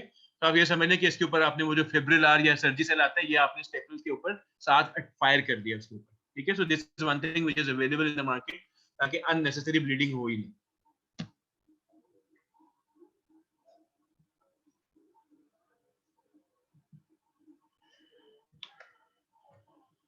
एक और इशू है स्टेपलर्स का कि स्टेपलर्स के साथ स्ट्रक्चर बन सकते हैं, खासतौर पर जब आप सर्कुलर स्टेपलर्स यूज करते हैं। सर्कुलर स्टेपलर्स का प्रॉब्लम क्या है कि वो पूरा एक सर्कल का फिक्स्ड एनास्मोसिस होता है, तो उसमें स्ट्रेच होने की कैपेसिटी नहीं है, ठीक है। अगर आपने हैंड टू एनास्मोसिस किया होता है तो आपके लूज लूज स्टिचेस लगे होते हैं, तो वो जब वहां से स्टूल गुजरता है, वहां से स्ट्रेच आती है, तो वो ऐसा ऐसा डायलेट हो जाते हैं। स्टेपलर एनास्मोसिस का मसला है कि वो डायलेट नहीं होते, तो ओवर टाइम अगर वहां पे इस्कीमिया होगा या कुछ होगा तो वो नैरोइंग होगी और वहां स्ट्रक्चर बन जाएगा, ठीक है। So stricturing is a problem with circular staplers, और वो भी तब आती है जब वहां पे इस्कीमिया होना शुरू हो या वहां पे टेंशन आ रही हो। तो बेसिकली जब आप एक्सपीरियंस नहीं होते या आप प्रॉपर स्टेपलर साइज यूज नहीं करते या आपकी बावल की ब्लड सप्लाई अच्छी नहीं होती, तो ऐसे में जो है ना इस्कीमिया के चांसेस बढ़ जाते हैं। सो आपको, अगर आप श्योर नहीं है कि आपकी बावल कैसी है, हेल्दी है या नहीं है, तो आपको उसमें एनास्मोसिस अवॉइड करना चाहिए। इस्कीमिक गट में एनास्मोसिस करेंगे तो वो वैसे ही लीक होने के चांसेस आते हैं, और बाद में अगर लीक ना भी हुआ तो स्ट्रक्चर बनने के चांसेस उसके बढ़ जाएंगे। सो रॉन्ग और इनएडिक्वेट टेक्निक जो है ना, बेसिकली ये सर्जन रिलेटेड फैक्टर्स हैं कि उसको स्टेपलर कभी यूज ही नहीं किया, एम उठा के स्टेपलर यूज करना शुरू कर दिया, स्टेपलर लगाने की टेक्निक्स नहीं पता, स्टेपलर एनास्टोमोसिस लगाने की टेक्निक्स नहीं पता। तो as long as the surgeon is not properly trained, उसको स्टेपलर यूज नहीं करने चाहिए। He will definitely run into a complication, और फिर वो ब्लेम करेगा कि ये स्टेपलर फॉल्टी था, हालांकि प्रॉब्ली उसकी टेक्निक फॉल्टी थी, ठीक है। अब कुछ डिवाइस रिलेटेड कॉम्प्लिकेशन है, आपने स्टेपलर यूज किया, वो फायर ही नहीं कर रहा, ठीक है। हो सकता है उसमें स्टेपलर जो कैट्रिज है वो आपने प्रॉपर तरीके से इंसर्ट नहीं की, जो कैट्रिज इंसर्ट किया वो ऑलरेडी यूज थी, ठीक है। उसमें स्टेपलर में कुछ लॉकिंग मैकेनिज्म होते हैं, वो आपने वो ओपन नहीं किए, ठीक है। तो जब तक आप ये डिवाइस की आपको नॉलेज नहीं होगा, आप उसको प्रॉपर तरीके से इस्तेमाल नहीं कर सकते, ठीक है। डिवाइस का आपने प्रॉपर स्टेपलर यूज नहीं किया, प्रॉपर स्टेपल हाइट यूज नहीं की, स्टेपल लाइन आपने एडिक्वेटली चेक नहीं की कि वहाँ ब्लीडिंग है कि नहीं, आपने वो जो डोनर सर्कुलर स्टेपलर पे निकले थे उनको आपने चेक नहीं किया, वो जो डोनर्स हैं वो कंप्लीट सर्कल निकलने चाहिए। अगर वो कंप्लीट सर्कल नहीं निकले, इसका मतलब है कि आपका स्टेपलर प्रॉपर फायर नहीं हुआ, ठीक है। कई दफा स्टेपलर फायर कर देता है लेकिन उसमें जो ब्लेड है वो काम नहीं करता, वो कट नहीं करता। अब वो भी प्रॉब्लम है कि आप क्या करें कि स्टेपलर फायर हो गया और कट नहीं हुआ, तो उसमें फिर आपको बड़ी मुश्किल से आपको कट करके खुद कैंची से काट के निकालना पड़ता है, लेकिन that is dangerous and it happens when you are reusing a stapler, तो इसे स्टेपलर रीयूज नहीं करना चाहिए, ठीक है। ये क्विक सा लेक्चर था स्टेपलर्स पे, क्वेश्चंस है तो बताएं। सर स्किन पे जब स्टेपलर यूज करते हैं तो सर इन्फेक्शन रेट बढ़ता है या फिर मिनिमम रहता है? स्किन पे स्टेपलर्स के इन्फेक्शन रेट कम है, स्किन पे स्टेपलर्स हीमोस्ट वो क्या कहते हैं कॉस्मेसिस बेहतर है। स्किन वाले जितने भी प्लास्टिक सर्जन है वो स्टेपलर्स प्रेफर्ड करते हैं ओवर सूचर, ठीक है। ओवर वर्टिकल सब क्यूटिकुलर सूचर लगा रहे हैं वो बेहतर है स्टेपलर से, ठीक है, कॉस्मेसिस के पॉइंट ऑफ व्यू से। वरना जो हम लेप्रोटमीज को बंद कर रहे होते हैं वो स्टेपलर बेहतर है उस बाकी, ठीक है जी। अस्सलाम वालेकुम।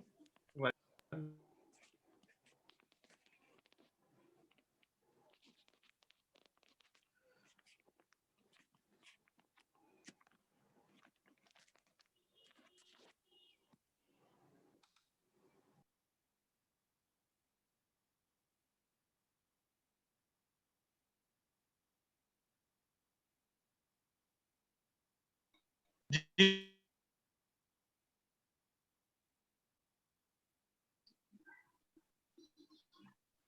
कोई क्वेश्चन नहीं? सर ये जो अभी आज टॉपिक पढ़े हैं खासकर लेप्रोस्कोपी और ये स्टेपल, ये किस बुक से हम पढ़े? जहाँ हमें समझ आ जाए, इसको डिटेल देख लें थोड़ी।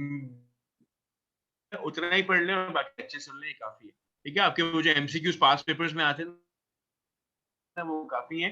दूसरा, मैं आप लोगों को रिकमेंड करूंगा कि जो लोग पास्ट पेपर्स करते जा रहे हैं, जो हम पढ़ते हैं उससे रिलेटेड आपको कोई एमसीक्यूज मिलते हैं वो आप ग्रुप में डिस्कस कर लिया करें। ठीक है, आप लोगों को कंफ्यूजन क्लास में कि जी सर ये 2-3 एमसीक्यू से समझ नहीं आ रहे, उसके बारे में बता।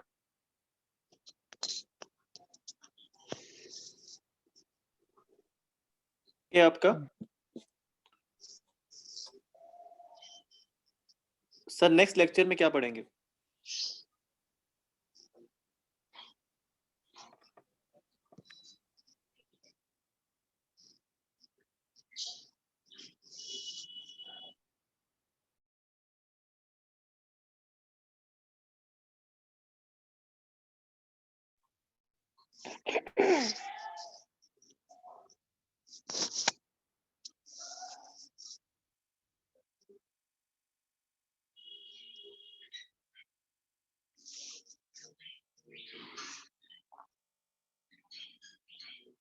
जी हाँ, सॉरी मेरा कनेक्ट डिस्कनेक्ट हो गया था। सो आपके पास जो भी टॉपिक्स आते हैं जो हम करते जा रहे हैं, उसके जो एमसीक्यूज हैं वो ग्रुप में शेयर करते जाएं और डिस्कस करते हैं, आपस में डिस्कस करें।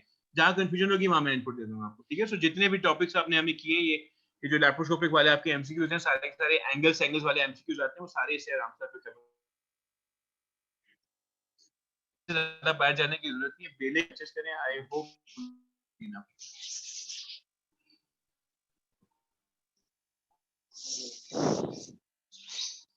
ग्रीन टी बना अगला देते जो हैं। हमारा लेक्चर है ना, वो हमने करना है एनर्जी डिवाइसेस के ऊपर। जितनी भी energy device, electrocautery, LigaSure, harmonic, ये सब कुछ हम डिस्कस करें। ठीक है, वो थोड़ा बड़ा लेक्चर है, वो 2-2.5 घंटे में चलेगा। स्टार्ट करेंगे मंडे को। चलिए, और क्वेश्चन नहीं है तो अल्लाह हाफिज। अल्लाह हाफिज।